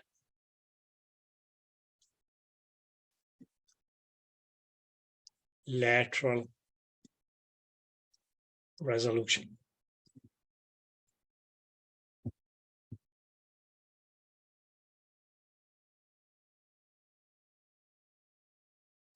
And as a result of this, okay, this degraded lateral resolution here is okay, what lobes will lead to is a kind of artifacts that we mean is okay, just we'll call lobe artifacts.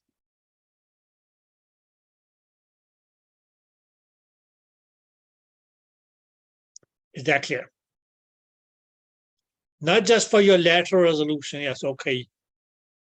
Any degraded resolution, whether that was the axial resolution, whether that was the elevational resolution, and or lateral resolution. And or, yes, okay, temporal resolution, and or, okay, some other resolutions that we will talk about in chapter 15. Whenever, yes, okay, those are degraded, it will call it, okay, some sort of artifact. An artifact is just going to be, okay, something that is not real, or is not actually present, but actually may be seen on the image. So yes, okay. What lobes mainly will do, yes, okay, it's going to, yes, okay, degrade the lateral resolution. Okay, I mean, yes, okay, lead to what we call lobe artifacts. So then, okay, as based from this, because, okay, we can mean, says, okay, your lateral resolution was mainly, as okay, as I said, dependent upon, yes, okay, your beam. Which may mean that, okay, as where is it that we find lobes? As okay, where lobes can be formed. It's in the beams.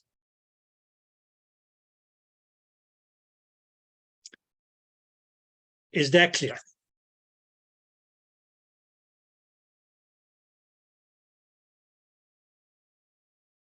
Yeah. Clear? So now, ladies, as far as okay, lobes are concerned, yes, okay, they have mainly, yes, okay, just divided them into two subtypes.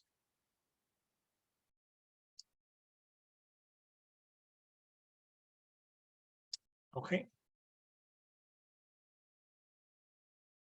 There will be, yes, okay, two subtypes of lobes. One kind of lobe is going to be, yes, okay, what we will call the side lobes.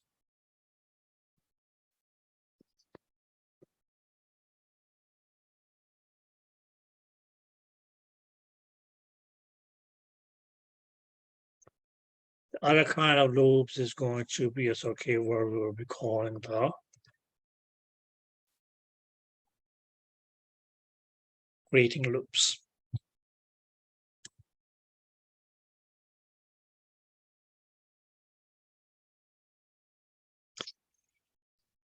Now, side lobes.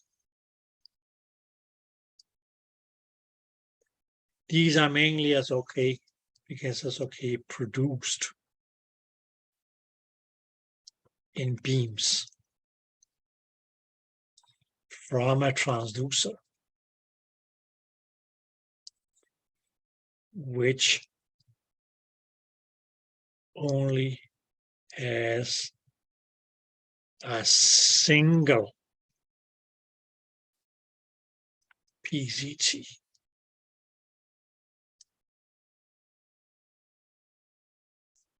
Which means, okay, if you look at that,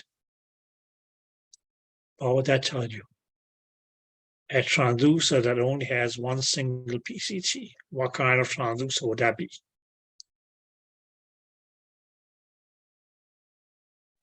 Mechanical. Exactly, very good.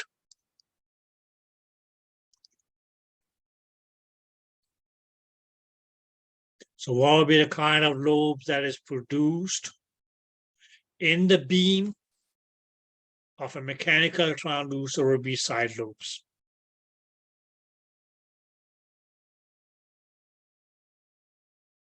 Clear? So we says, okay, we just says, okay, that this here is okay, was our mechanical transducer.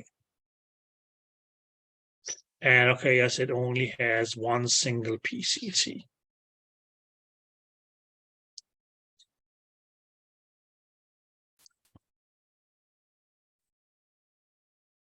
This is its beam.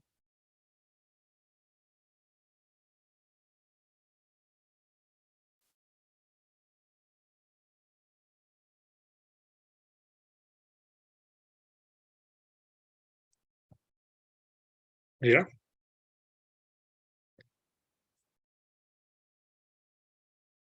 And the thing about it is, okay, the lobes here is that, okay, as they are only as, okay, going to be as, okay, found in the far zone. So that's okay. The lobes are in the far zone.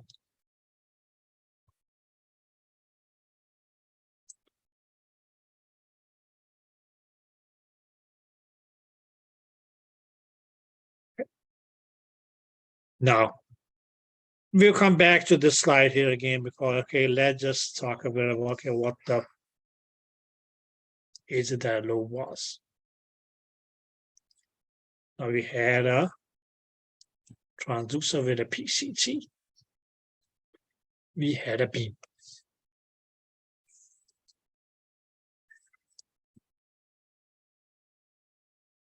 Now, what is it that we know that, okay, this beam here is, okay, what is that made up of?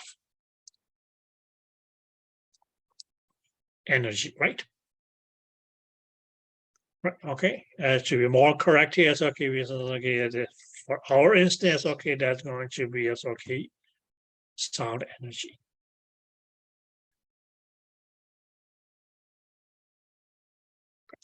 But then we say as, okay, yes, okay, this beam here is, okay, also created, or we can call it as, okay, loops. So this would be the loops. Or these lines is, okay, would be the loops. And the question is, okay, what are the loops made up of?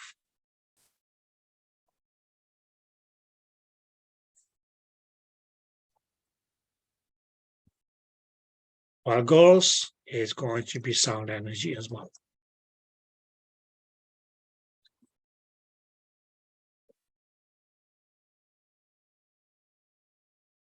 Did you guys get that?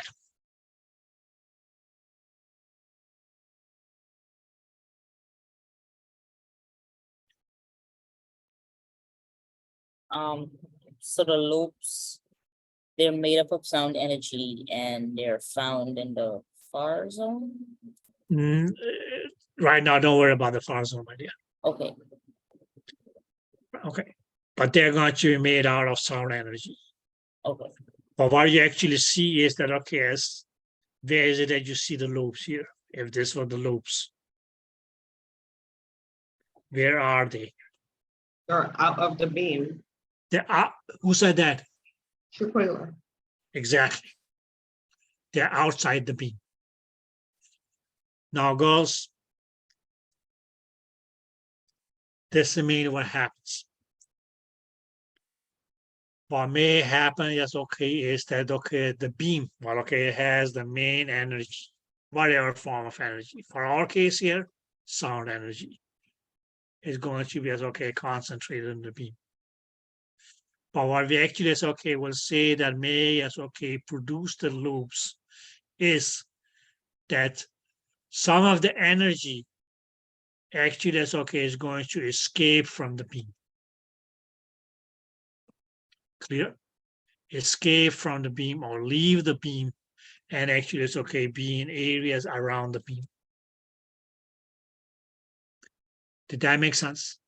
So that energy that escapes the beam and is in the areas around the beam is going to just okay, be referred to as loops.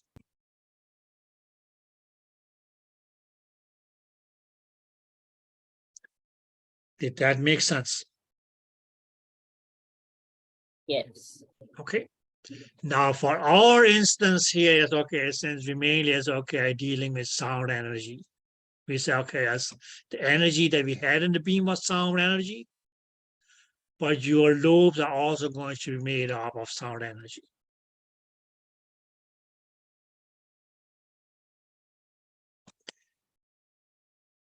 Have you guys ever wondered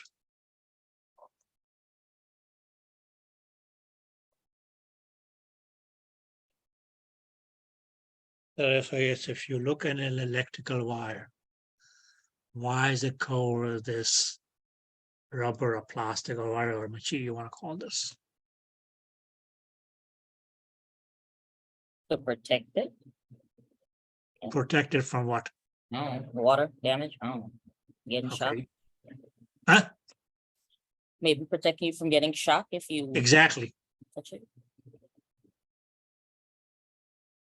So what is this material here made up of? Rubber. What you call an insulator, right? Or electrical insulator.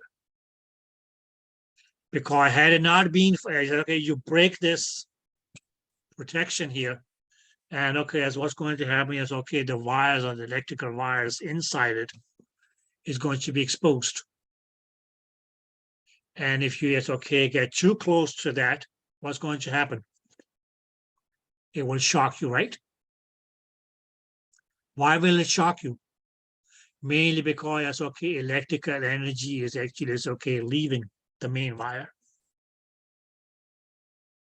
So you're being shocked by the lobe of electrical energy.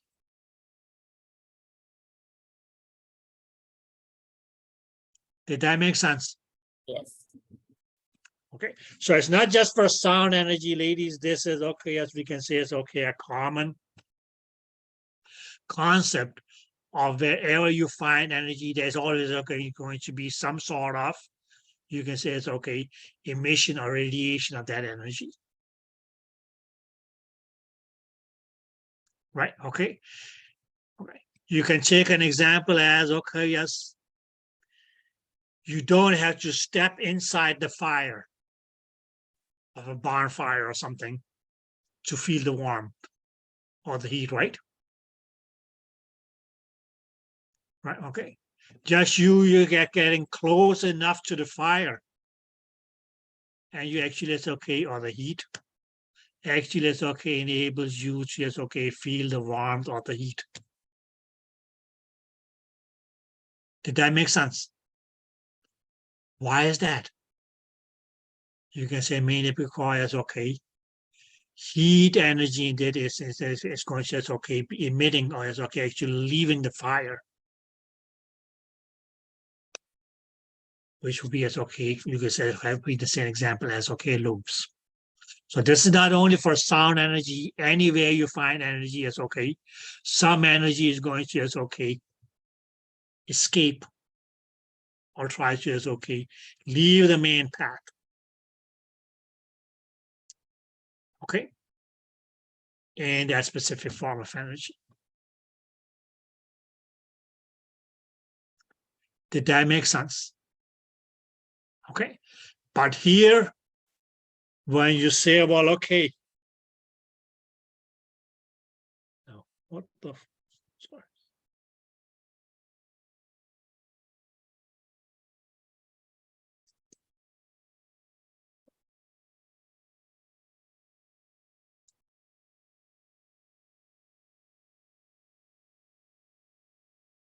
But you say, listen, this here was my beam. And mainly as okay, what we already have said is that okay, yes, the dimensions of my beam here, which is okay, maybe that's made by okay, yes, we can say okay, how much energy is where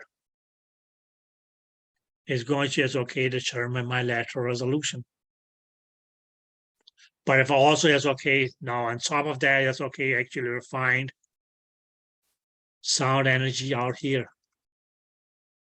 The system will not be able to realize that, okay, this is not sound energy that's okay from the beam. Okay, so actually it's okay, what will happen is that, okay, as objects that may be as okay physically present here, actually it's okay, may be shown as they are here.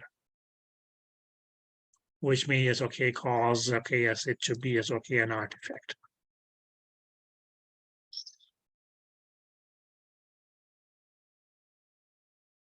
Okay, but what lobes mainly were was mainly as okay, just energy that might actually as okay escape off the main course of the beam. And you can say, well, okay, here. This dimension here is okay, was the lateral resolution of the beam.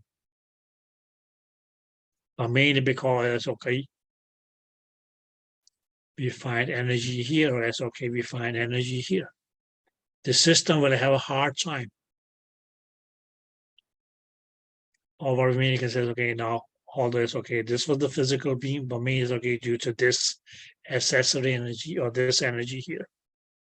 That was the loops which actually it's okay, actually had escaped from the main course of the beam.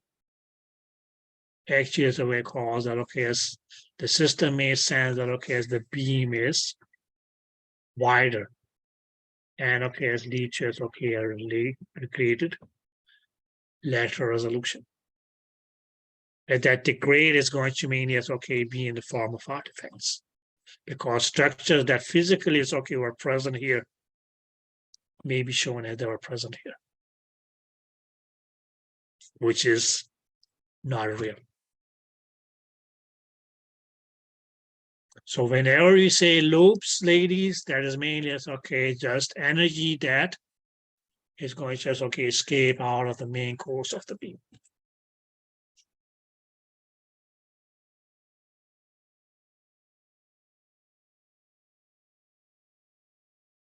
That's a general concept of wherever you find energy. I just gave you okay an example of the electrical wire. Now the reason that okay they may is okay prevent energy from okay escaping the wire here is that they cover it with an insulation.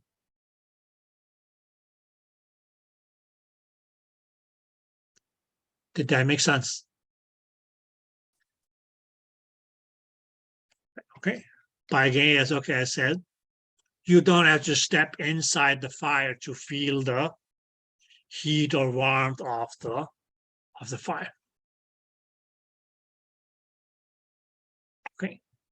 You can actually okay just be on the side of the fire and okay yes, still feel the heat or warmth. But you can say it's okay, the more closer you get to the fire, it's okay, the greater and greater and greater is the warmth going to be that you will be feeling. Did that make sense? So why do you feel the heat while sitting on the side of the fire and not inside the fire? It's because okay, heat energy is made as okay, radiating off the bonfire or whatever fire you set on. Which would just have been okay, an example of lobes. Or similar. The concept is the same.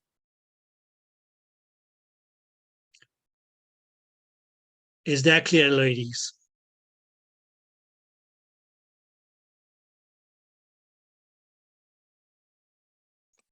Okay. And that's why it's okay. Whenever it's okay, places where they have okay as grids, electric grids. There's a fence around it, right? Or say, well, okay, don't enter, danger. Okay, because okay, you may be caught by as okay the electrical energy.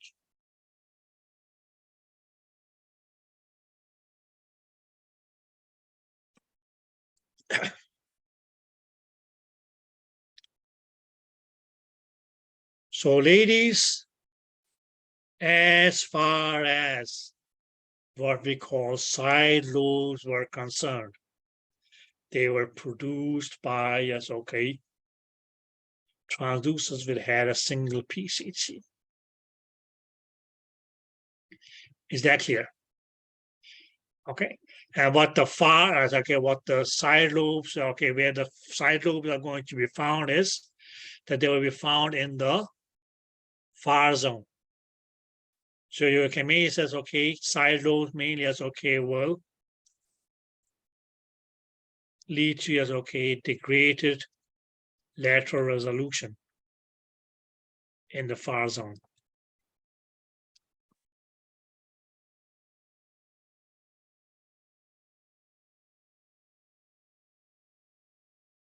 Did that make sense?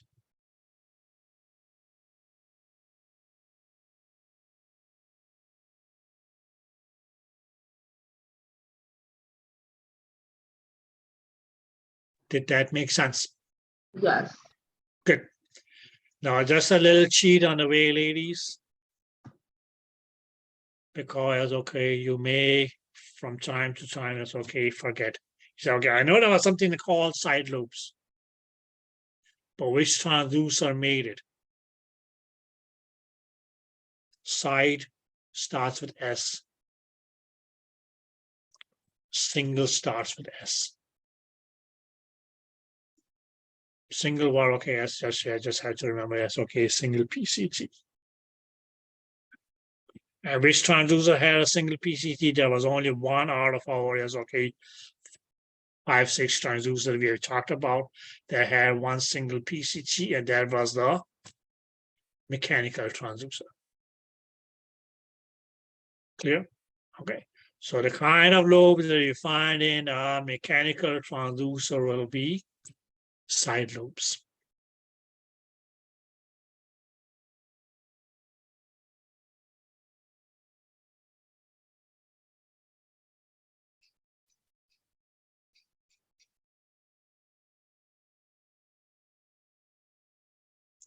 Did you ladies get that?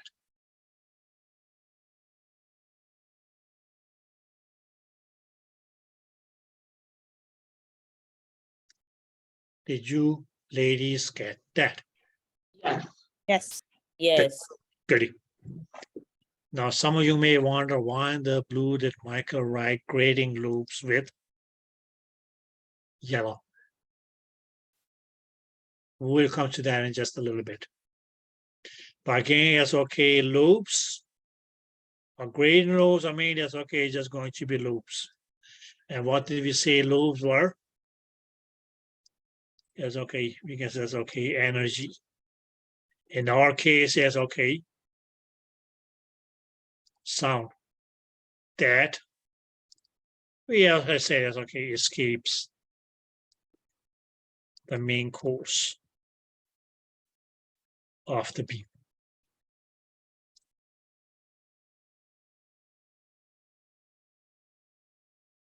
Now, do you guys mind if I take this one here to another slide? No, go ahead. Good, thank you. So we can still write grading loops with yellow.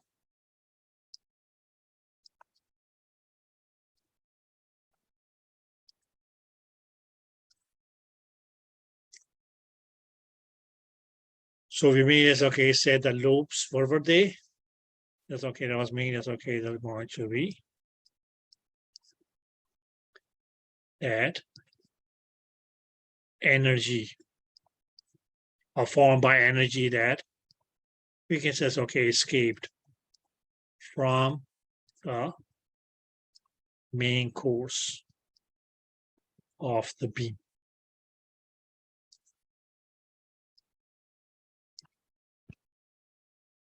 Now, our question mainly will be then, okay, yes,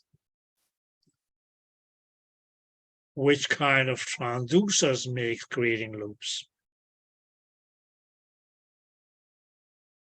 And that is going to be as okay, we can say it's okay, array transducers.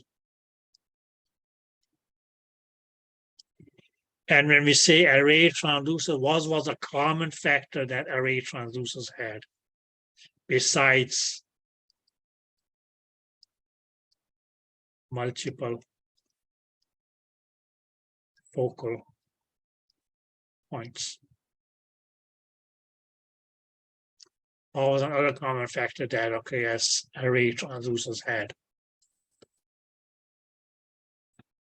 Or what was common amongst all of our array transducers, besides them having multiple focal points?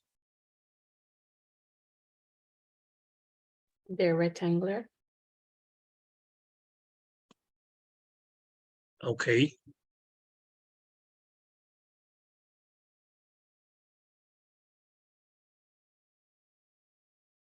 They have a lot of crystals. they have multiple crystals.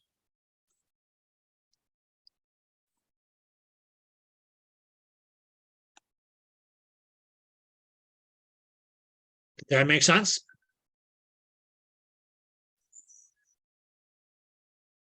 And those crystals doesn't necessarily have to be rectangular.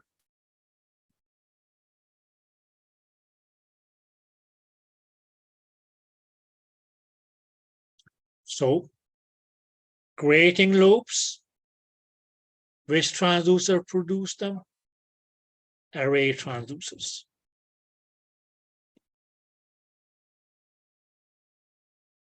What were our array transducers? We had the annular phased array, we had the linear phased array, we had the linear sequential array, we had the curvilinear array, we had the vector array.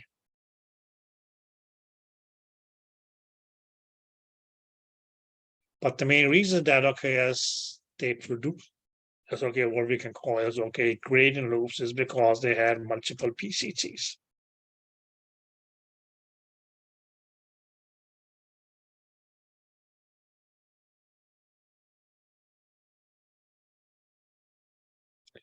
Is that clear? There's going to be as okay, array transducers produces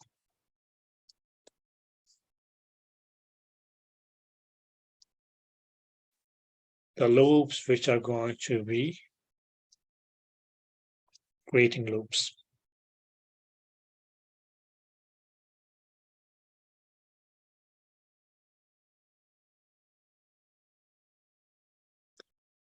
Now, ladies,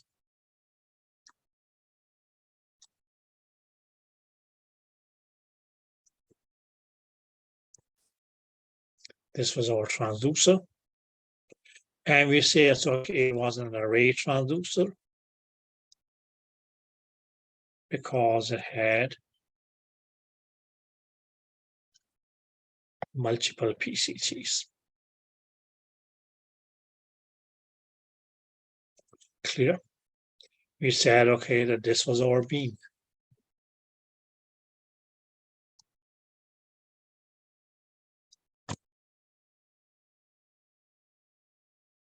Where, okay, as far okay, as the grading loops were concerned, we will find them all over. But they are found both in the near zone. They were also okay, found in the far zone. Did that make sense? And where would that lead to? Because, okay, what the loops mainly is, okay, will lead to is reduced lateral resolution, where in this case is, okay, both in near zone and far zone. Where that reduced lateral resolution mainly will mean that, okay, yes, we will have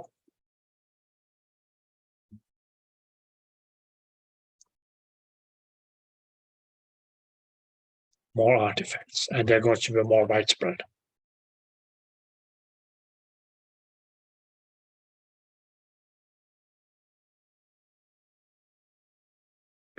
Did that make sense?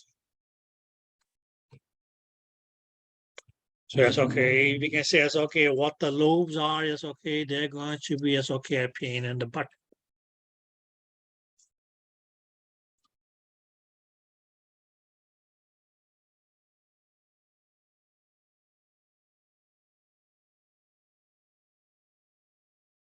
Okay. Now the cheat, ladies, because okay, we have a cheat of how to remember yes, okay, which lobes were produced by which transducers.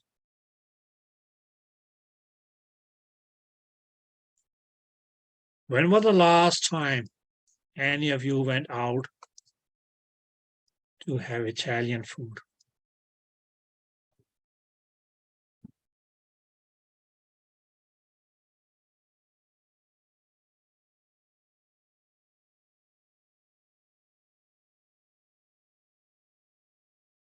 No, I'm not talking pizza. Oh, that's okay. Pizza is basically is okay. Italian. More like okay, as you can say, okay, spaghetti. With okay, yes, whatever. Meatballs.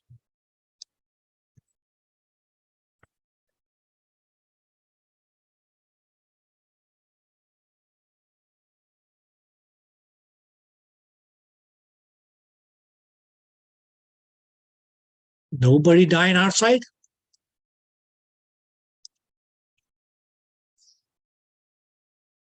Okay, let's say you made spaghetti with meatballs at home. What would you like to put on that spaghetti with meatballs? Besides tomato sauce. Vodka sauce. Huh? It's vodka sauce. It's good. Okay. Now, okay. Besides any sauce, then.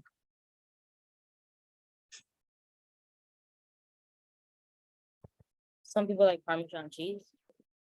Good.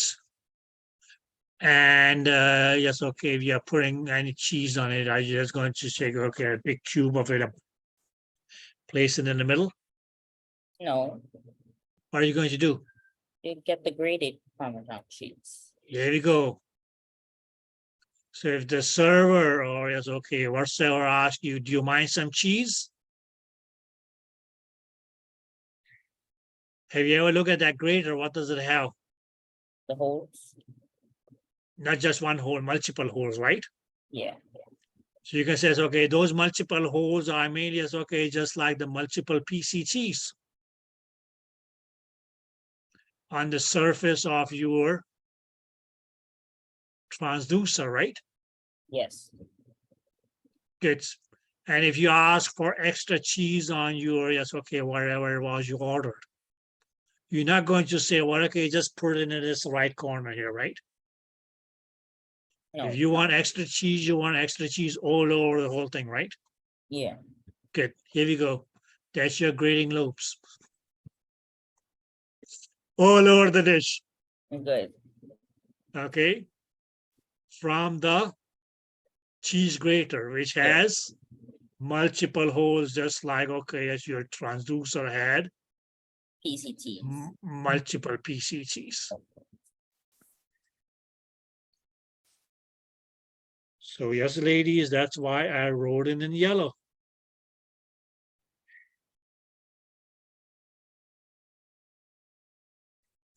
because, okay, grading lobes,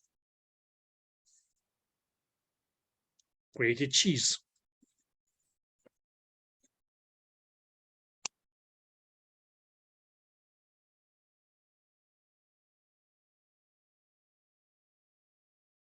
Which transducer produces grading loops? Transducers with multiple PCTs.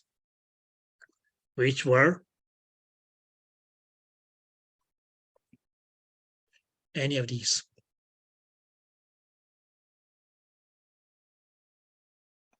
Okay, so if you look at figure 12.41 and 12.42, you may say as okay, two kind of transducers are being shown, right?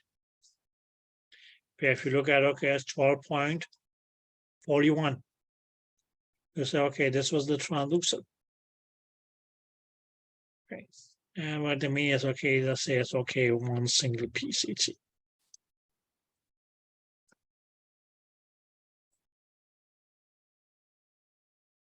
Or maybe it's okay, the same kind of image or picture that you got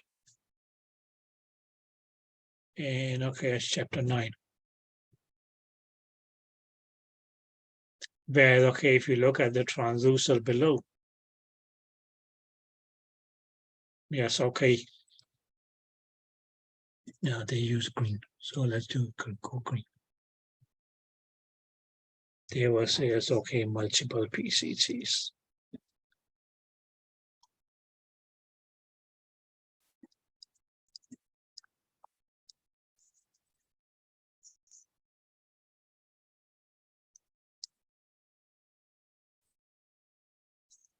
Did that make sense?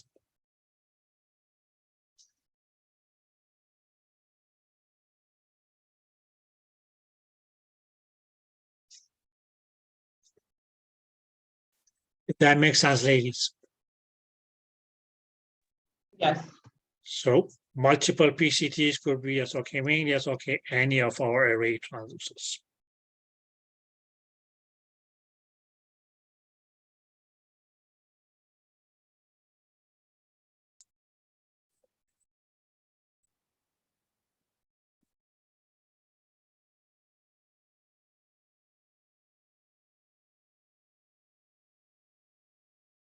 So how would we define as okay, or you can ask, okay, as which kind of transducer will produce grading loops? Array transducers. Which kind of transducer will produce side loops? Well, okay, yes, your mechanical transducer. Why? Because it only had one single PCT, where single is S, side is S.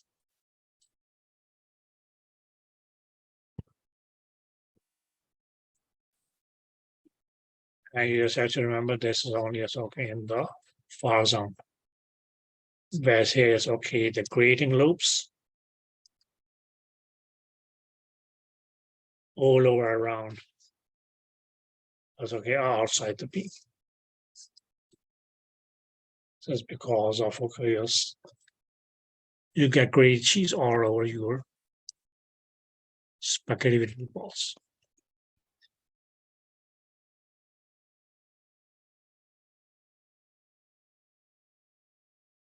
So go and have some spaghetti with meatballs.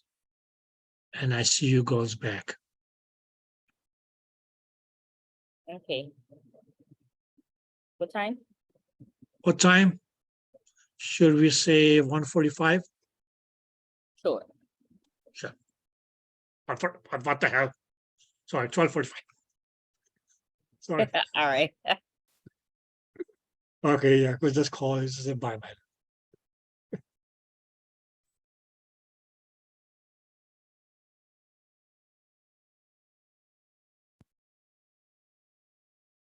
Yeah.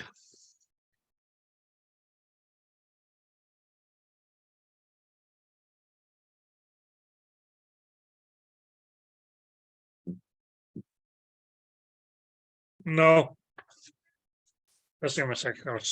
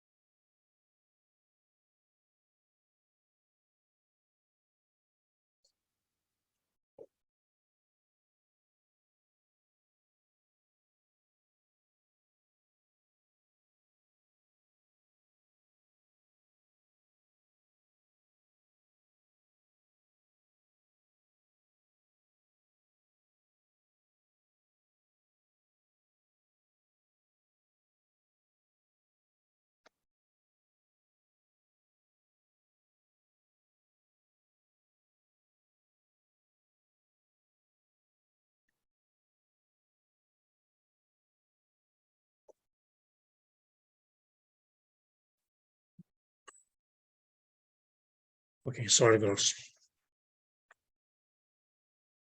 Now, okay. Any question about your lobes? Okay. Yes, ladies.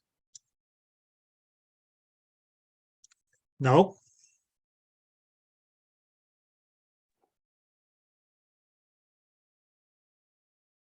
Can you clarify what's the artifact? The artifacts. Okay, now we have a whole chapter about that. But you can mainly say it's okay if you see something which is not actual, it's going to be a result of an artifact, or it's going to be it's okay due to an artifact, or it's going to be considered an artifact. Like here, it's okay, you may, it's okay. If I'm showing you a pen, clear, but instead of a pen, you see donut. That would be considered an artifact. Ideally, it's okay, you should have seen a pen. But if you see something else, clear? I show you a pen which is black. If you see this as blue or yellow, that's an artifact. Right now, okay, I'm holding my pen here. Clear? But if you see this pen over here, then that's an artifact while I was holding it here. I'm only holding on one pen. If you are seeing 2 pens, 3 pens, 5 pens, that's artifacts. Clear? Okay, so you can make that for say is okay, well, an artifact is going to be that okay, yes, whatever you see is not what is actual. Did that make sense? But we're going to have a whole chapter about that. So right now, really don't worry about it. Okay, but that's okay. Just keep that as a future reference, because whenever you have, for instance,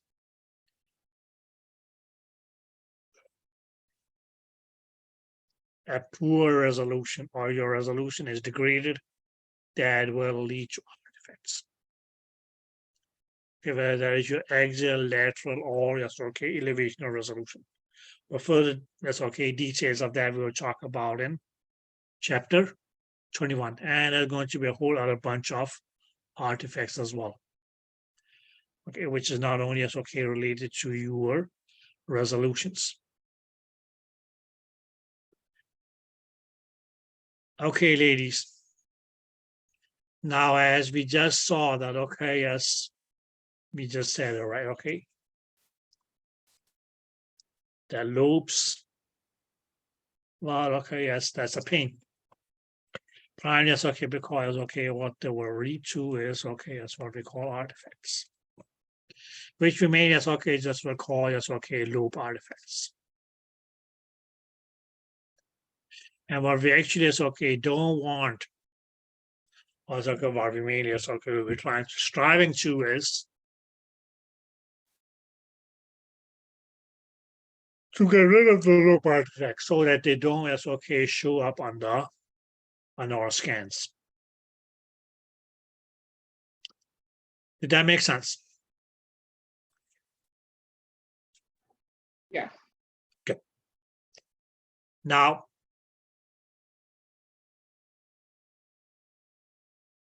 this is really not something as okay, what you can say is okay, the process that we will talk about is really not something that is going to be as okay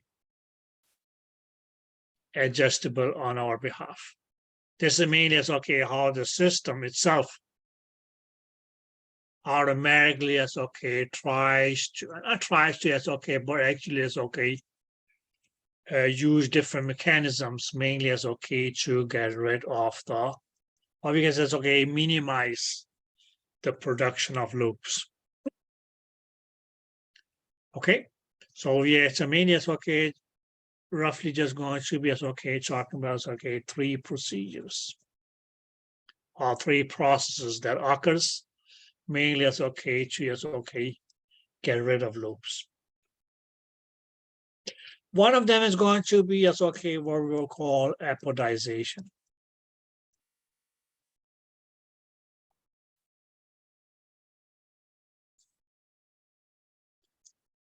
Now, I mean, it's okay. We say it's okay. It's not adjustable, so that's going to yes, okay, be something that happens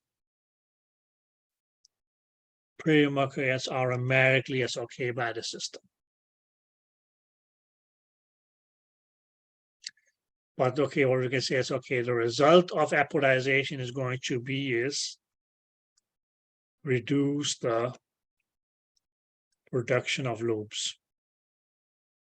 And by doing so, it's okay, reduce loop artifacts. Yeah. Now the question mainly is okay, comes just okay, what is the what is it? Okay, this process of apodization here. Now, ladies, if you find this okay, take a transducer. And we said, okay, as we had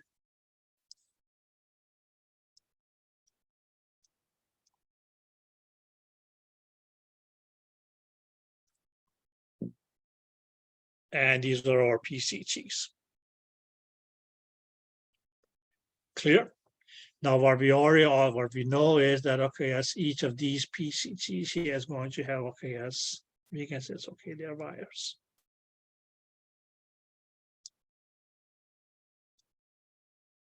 I mean, it's okay. This is that's okay. We can say it's okay. Our firing pattern is okay. The beam is going to be as okay focused. That's a certain point. But that is not the point here. The main thing is okay, as how is it that we mainly as okay reduce or minimize the production of loops here by help of apodization. Now, what apodization is going to be goals is that this central PCG here of all the PCGs has the strongest electrical signal. Whereas we then, yes, okay, as we go from there to the next is okay as weaker, or we can say weak. Then we go and say it's okay. The next one, we can say it's okay, it's going to be weak. Weaker. And we go on to the next one. This one. We can say it's okay, will be the weakest electrical signals. Which we may know that when these signals okay get to the PCGs or the active elements, that electrical energy is mainly as okay just going to be converted into sound energy.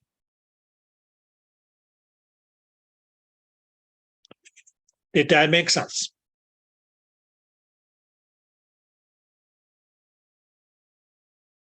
So what apodization mainly will mean that okay, yes, that the signal in the center of the beam is going to be as okay the strongest. And as we go from the center of the beam towards the periphery of the beam, the intensity of the signal gets weaker and weaker and weaker and weaker. Now, ladies, I briefly mentioned this thing here is okay in chapter 5. If you guys remembered. That we say, okay, this could be as okay the cross section of the beam at any point, right? Clear? There we are. What did we say? that the strongest intensity of sound energy or any form of energy in this case is always going to be in the center, followed by as okay, weaker intensity around it, even weaker intensity around it, and okay, yes, even the weakest intensity around it. Did that make sense? Now, how was this achieved? By apodization.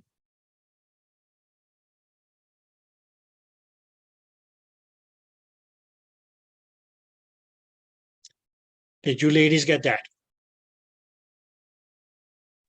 Yeah. Yeah. Now you girls will then be scratching your heads and say, "But okay, but how does that reduce the production of loops?"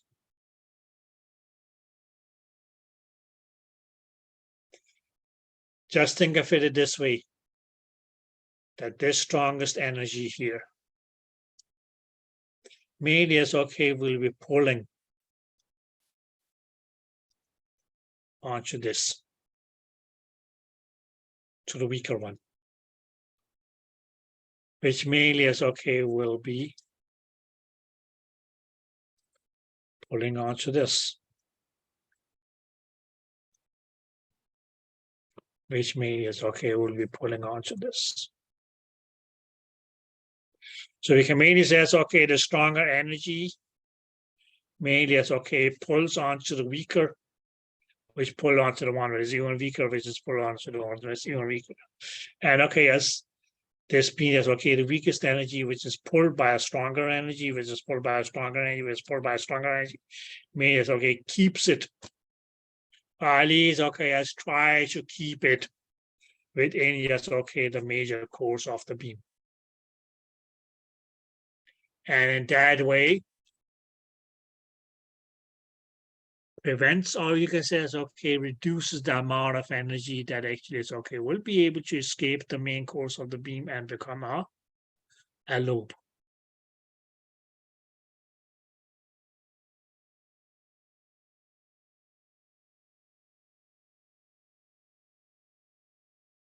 Did you ladies get that?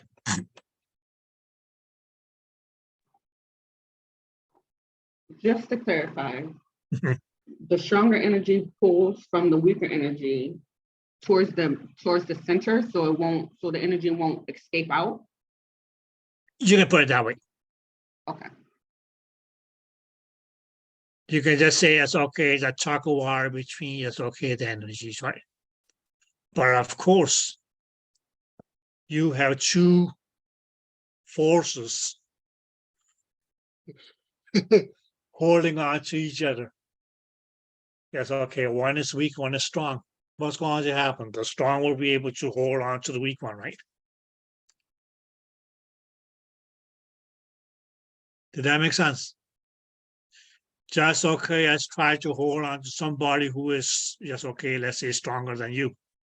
Or him or her, yes, okay, get a hold of you. You walking your own way, he or she's walking her own way. It's pretty much going to be the one that is strongest that's going to, yes, okay, say, well, okay, you know what? You come here. Does that make sense? Okay, so in the whole course of the beam, yes, okay, where was it that yes, okay, we said that in chapter 5, that the main, yes, okay, strongest energy or the greatest intensity of the energy, or what we call intensity spatial peak. Where was that found? In the center of the beam. Right? Clear? How is that? As a result of apodization. Clear? But what is going to be, it says, okay, the benefit of that apodization is that it actually is okay, reduces the production of loops. If not completely eliminated. Did that make sense? Okay. Because what was it that the lobes was mainly as okay, just energy that just okay was able to escape or leave the main course or track of the beam. So you actually has okay, well, had some energy outside the main course of the beam.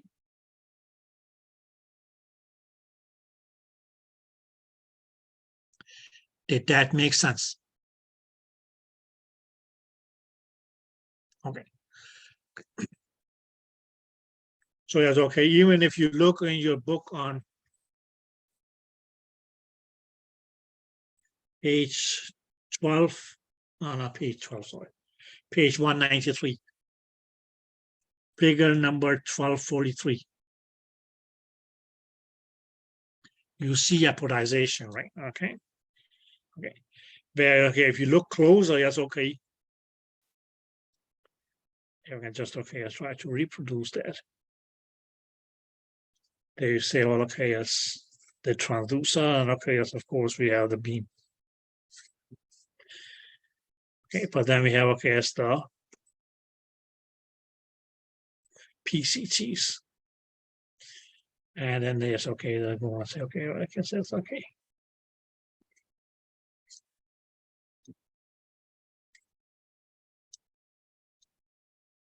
Oh, okay, but when you look here, that bigger red triangle, then it just gets smaller. And we can say smaller, and let's say it's okay, even. Okay, sorry.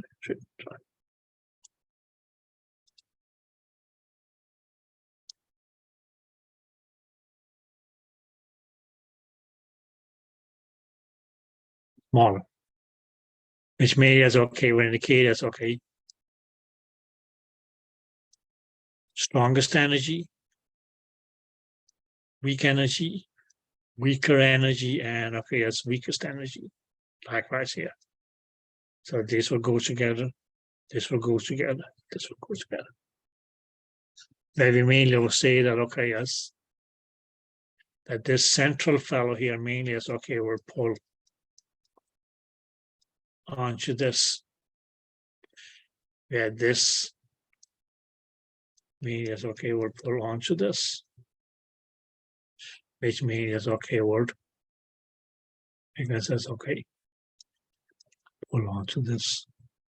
And maybe it's okay prevent because first of all it's okay if there had been this energy here at the periphery of the beam that would have tried to escape to become a lobe.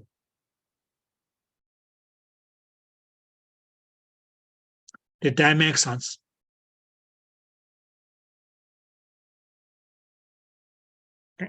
So that's okay. You can say stronger energy in the center, weaker energy is okay in the periphery of the beam.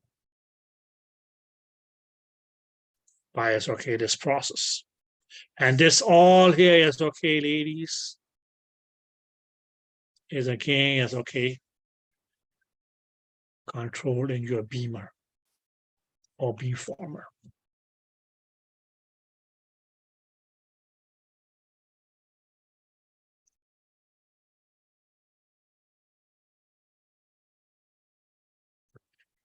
Did you ladies get that?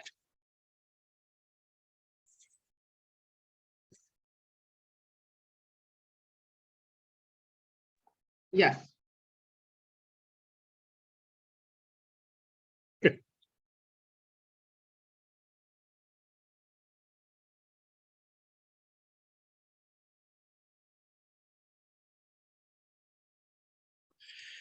Now goes.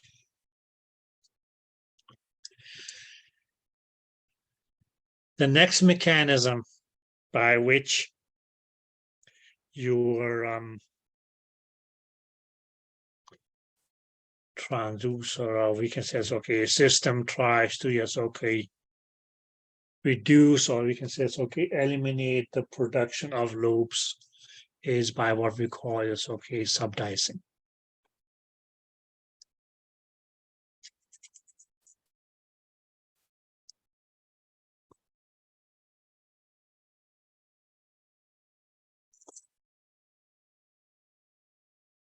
Now,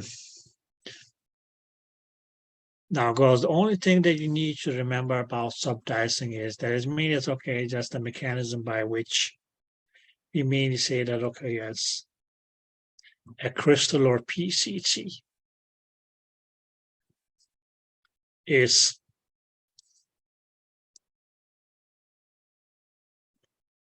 subdivided or divided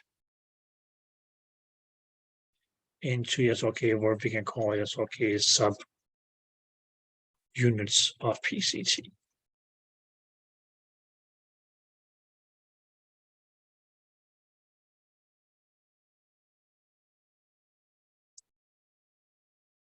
Okay, which means, yes, okay, will produce their own wavelets.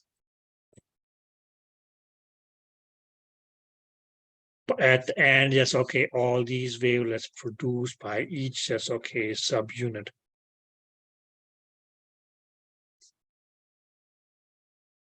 ends up becoming, yes, okay, I guess it's like a one subwave or one subwave.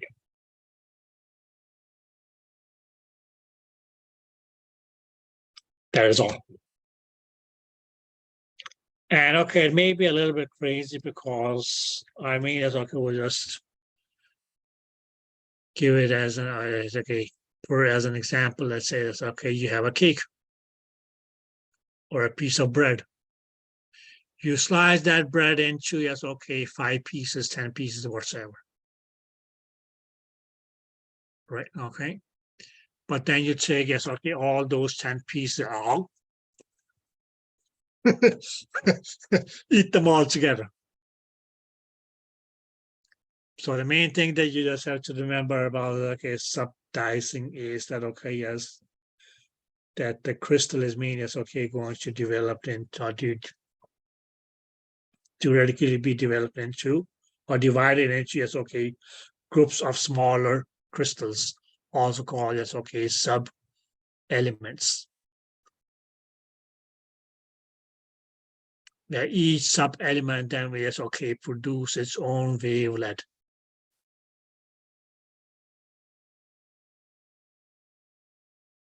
Did that make sense?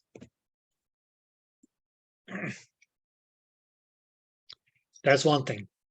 Just remember that this one here is okay, subdicing mainly is okay, only as okay, reduces grading loops.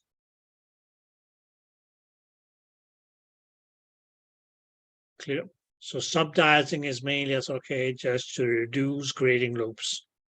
So where do we find grading loops?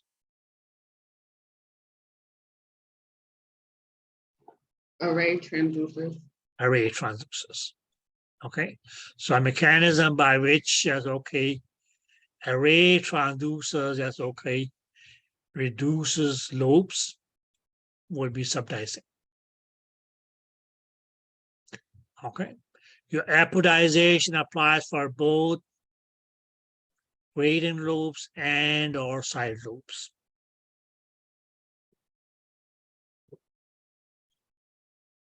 Okay.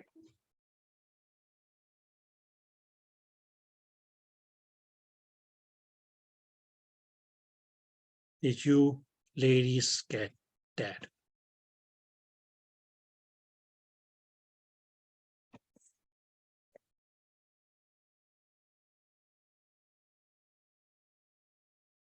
Okay, girls. Now, the next procedure. And please, that's okay, this is going to mainly be, it's all automatic. So it's really not something that we as okay are going to be able to control. But that's going to be as okay what they call as okay a dynamic aperture.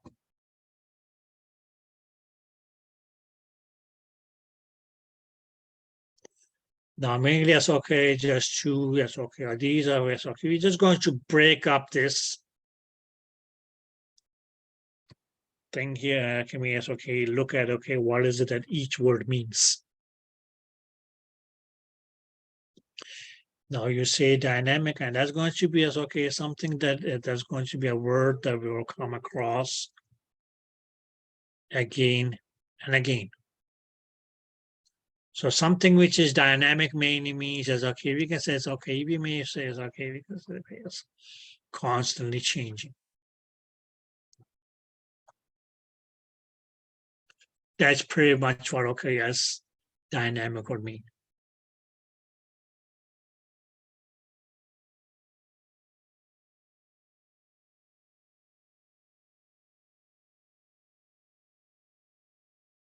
Okay.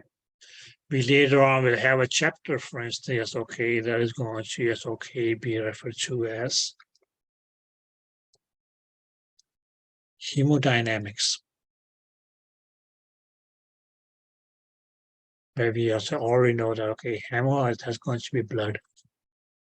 And okay, what the word dynamics here is going to be is okay, mean is okay, changing positions also. So may as okay, we are going to study as okay how blood flow actually occurs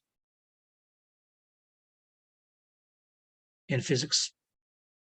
But the word dynamic mean yes, okay, means something that is constantly changing.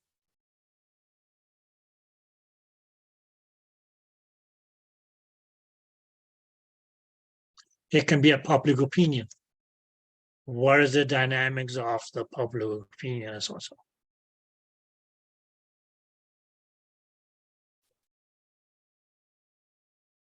About whatever issue. It can be anything. Clear? So yes, okay, here the word dynamic is okay, something that doesn't stay stagnant or that's okay, stand still, but it's constantly changing. Did you guys get that? Yes. Good. The word aperture. Oh, yes, okay. Roughly speaking, oh, yes, okay. Very straightforward, yes, okay, it just means hole.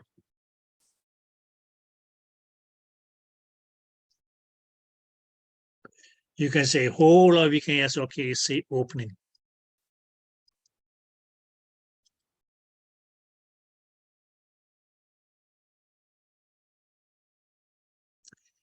Okay.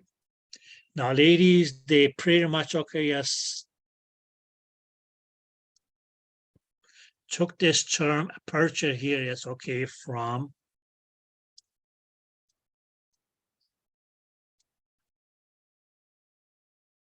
cameras.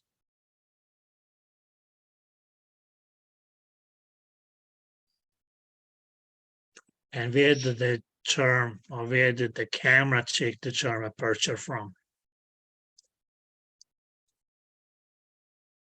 The eye, or it should be more accurate, the pupil of the eye.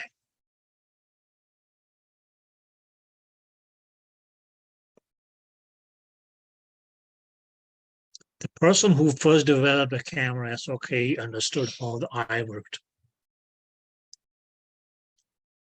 So even if okay, if you look at the pupil of your eye, it's not going to be as okay constant at one aperture. Of the size of the opening of the pupil in your eye is not going to remain constant. It's going to change. To constrict the pupil, dilate the pupil, and okay, yes, if you go for an eye exam, it may yes, okay, become as okay a very dilated pupil, right?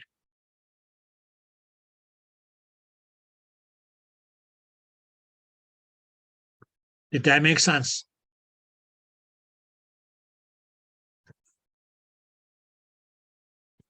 So just mainly because it's okay, changes, you can say it's okay from this to this to this, and let's say it's okay, even this is because it's dynamic.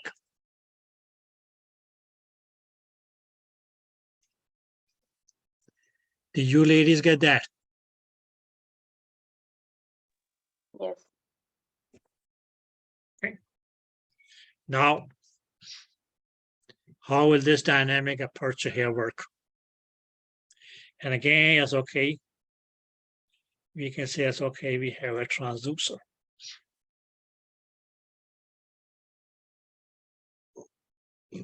we can say, as okay, in our transducer, we have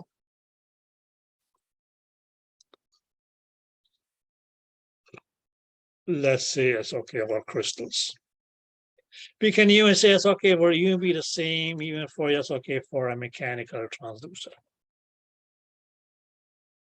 Where we only yes, okay, had let's say it's okay, one crystal.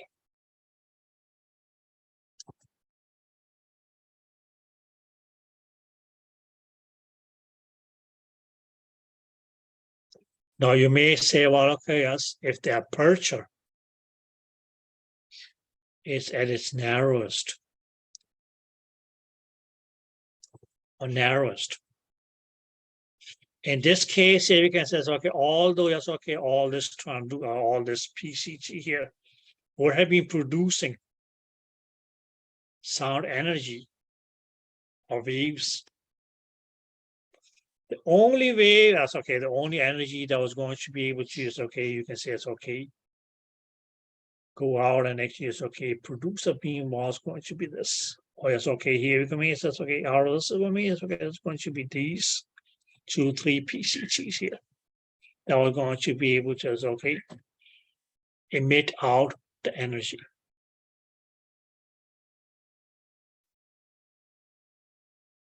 Where, okay, as when the aperture became bigger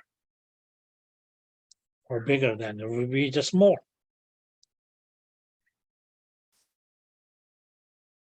Or we can say more. Or it became, let's say, it's okay,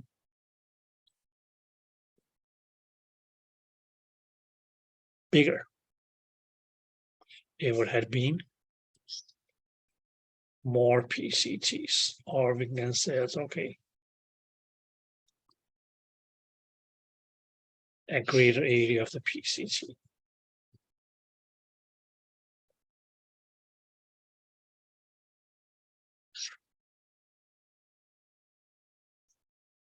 And not to talk about it's okay when it is fully dilated.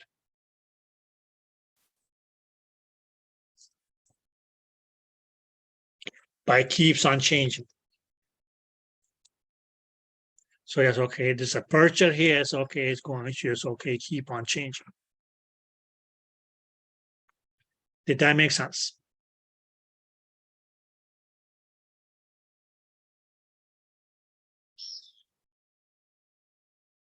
Did that make sense? Although yes, okay, this was just okay, the number of crystals, or this was the size of your crystals. So we can mainly say as okay, at this diameter here, or this size aperture here, we will have as okay the shallowest focus. This becomes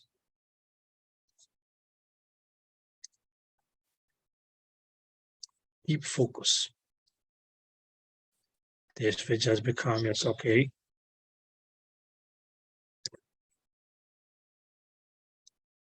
a deeper focus, and this will just become the where were we? Okay.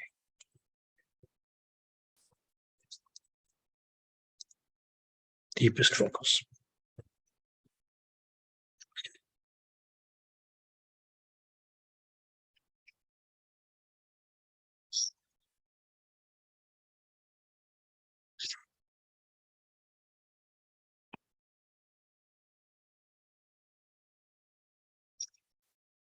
A focal depth, if you want to put it that way.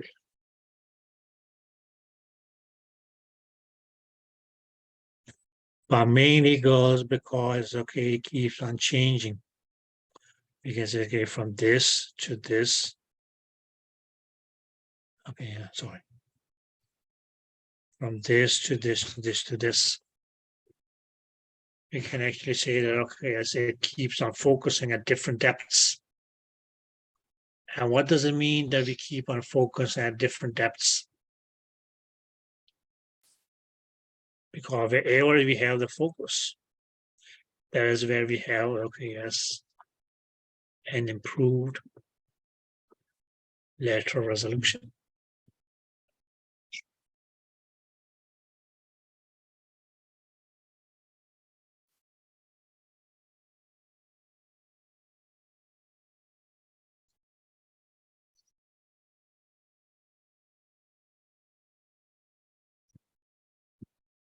Did that make any sense?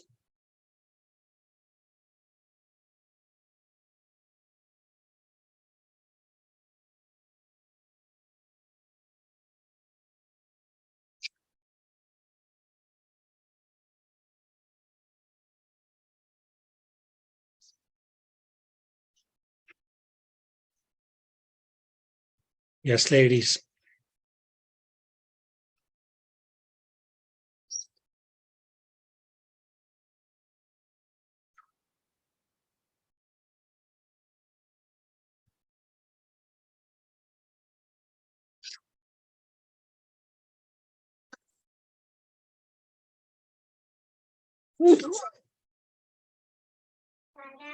Gino.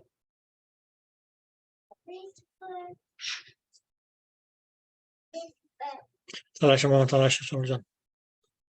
Yes, girls. Why are you ladies so quiet? It's hot.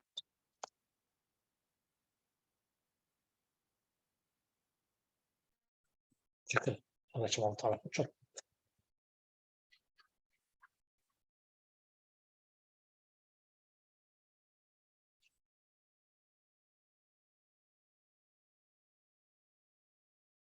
Okay, girls. Now here's just a thing which is not mentioned in your book. But unfortunately, it's okay.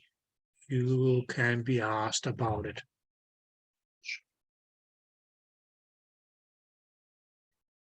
No, Medina?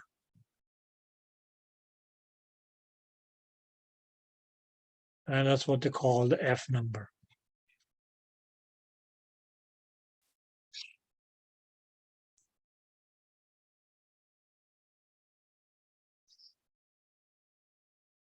Okay. Now, ladies, what the letter F here is okay mainly stands for is focus.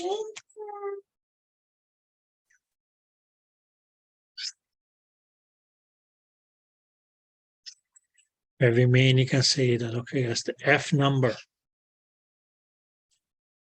Or the main is going to be okay, it will be yes, okay, a ratio. Okay, so it's okay, it is a ratio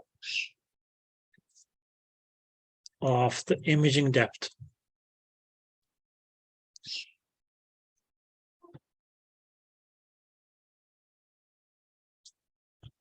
to the aperture size.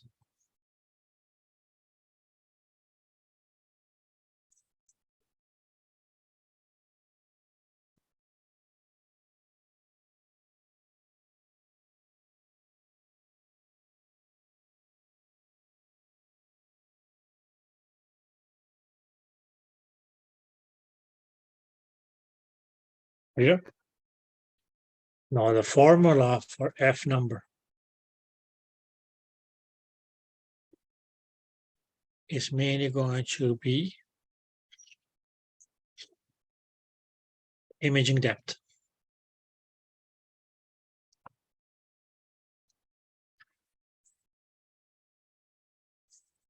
divided by the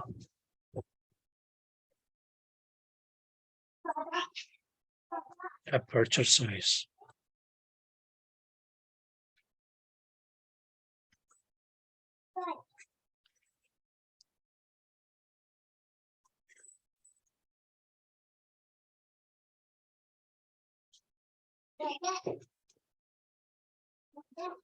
Hmm.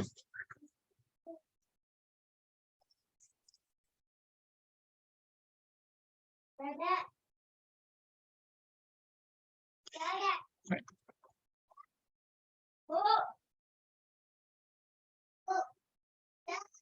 G. Yeah, sure. Very mainly says, okay, the smaller aperture size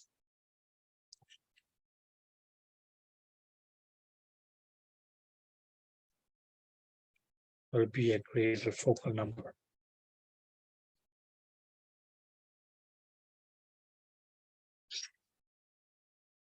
but the greater the focal number, the greater the imaging depth,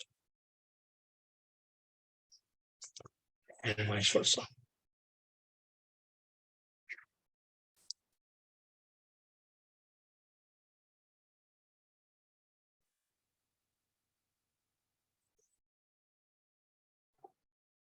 Quick question, so their relationship is inverse, right?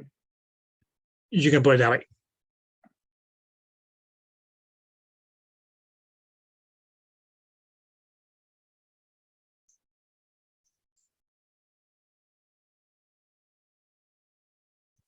But then they say it's okay, the smaller the aperture size, the greater will be, it's okay, the depth of the image.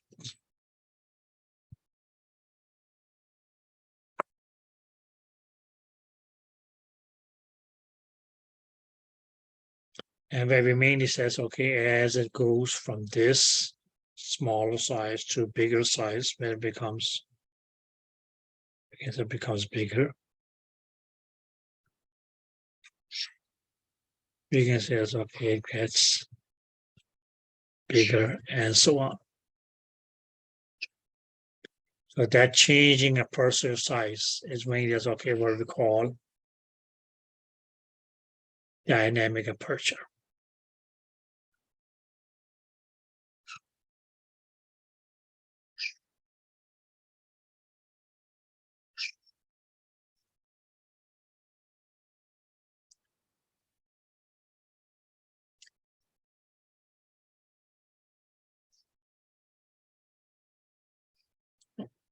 But it's pretty much okay as this dynamic aperture here, strange enough, is me, it's okay going to, because it's okay, improve the lateral resolution or greater depths of the beam.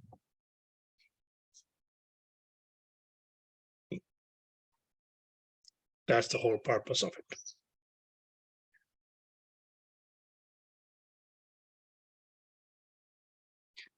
Okay. Now, since we call it, yes, okay, dynamic, and I say it's okay, something which is referred to as being dynamic can also be called variable. So that's okay, your dynamic aperture can also be called a variable aperture.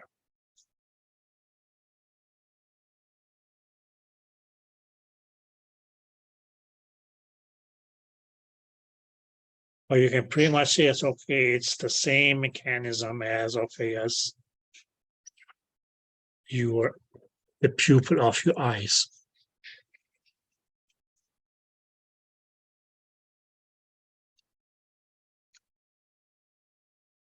Okay. Now, ladies, the farther you want to focus at or look at, your pupil will constrict.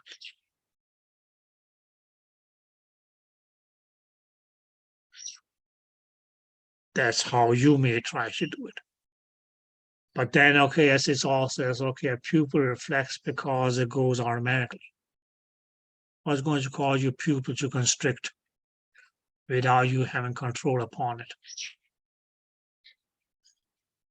You're going from a dark room into the strong sunlight. If somebody already throws okay a lot of light at you, yes, okay. Your body's response is going to be that the pupil will constrict. Me, that's okay as a response to the strong light. But that's also, that's okay, why in bright daylight you're able to see farther distance.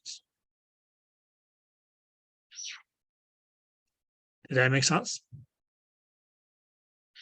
But you don't want, yes, okay, too much light. Because, okay, too much good is good, but then too much good is bad. Okay. Because that too much or that too strong light can actually, is okay, blinden you. So the same mechanism works here.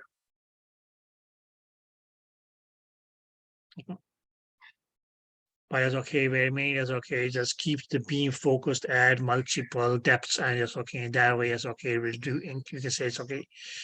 Improves the lateral resolution over a greater depth of your image.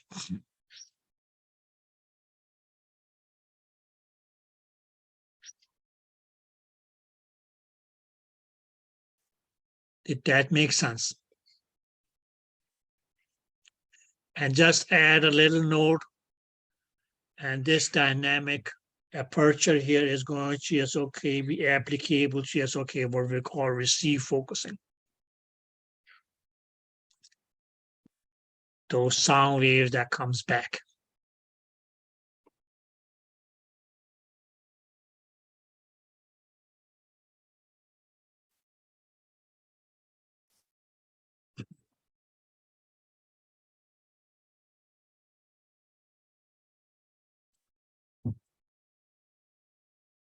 Any last word of wisdom?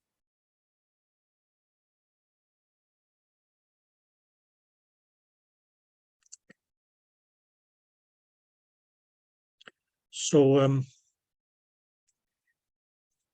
yes, ladies, just try to read on it. And you have some questions on page 195. There are some questions in the back of the chapter, back of the book. Let's see, where were they?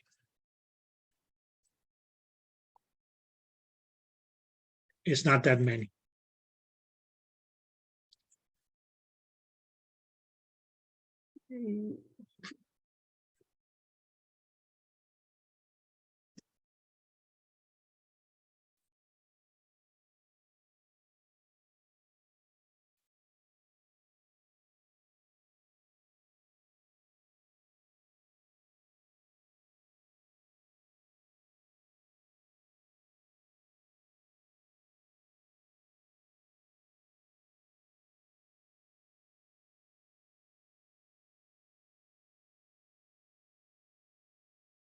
Okay, girls, here we go.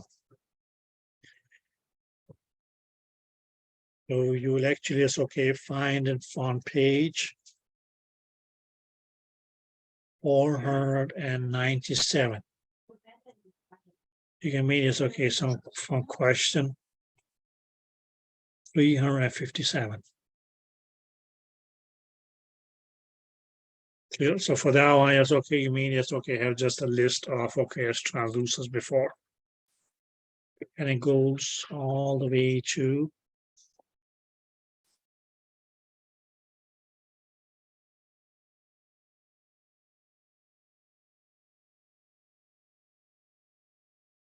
page 504.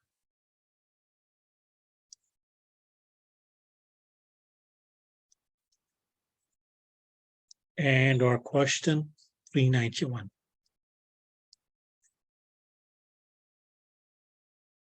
Okay, girls. So please just okay, try to read on that. And try to see if you can answer these questions. If not, we can always just okay, try to go over them together on Monday. Okay, so that was just these couple of small topics here. Yes, okay, the elevation resolution, your 3D, that's okay, 3-dimensional imaging, the lobes. Please keep in mind, girl, lobes are important. Okay, the lobes are important. And then, okay, as just these small topics here, apodization, subsidizing, and dynamic aperture.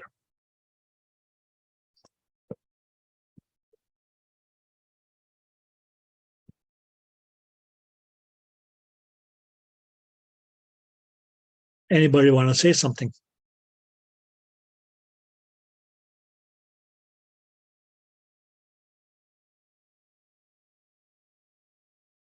No? Then I guess I can only say enjoy the weekend. Happy reading and stay blessed. Thank you. Thank you. You're welcome. Dear. Thank Okay, you. take care. Bye-bye.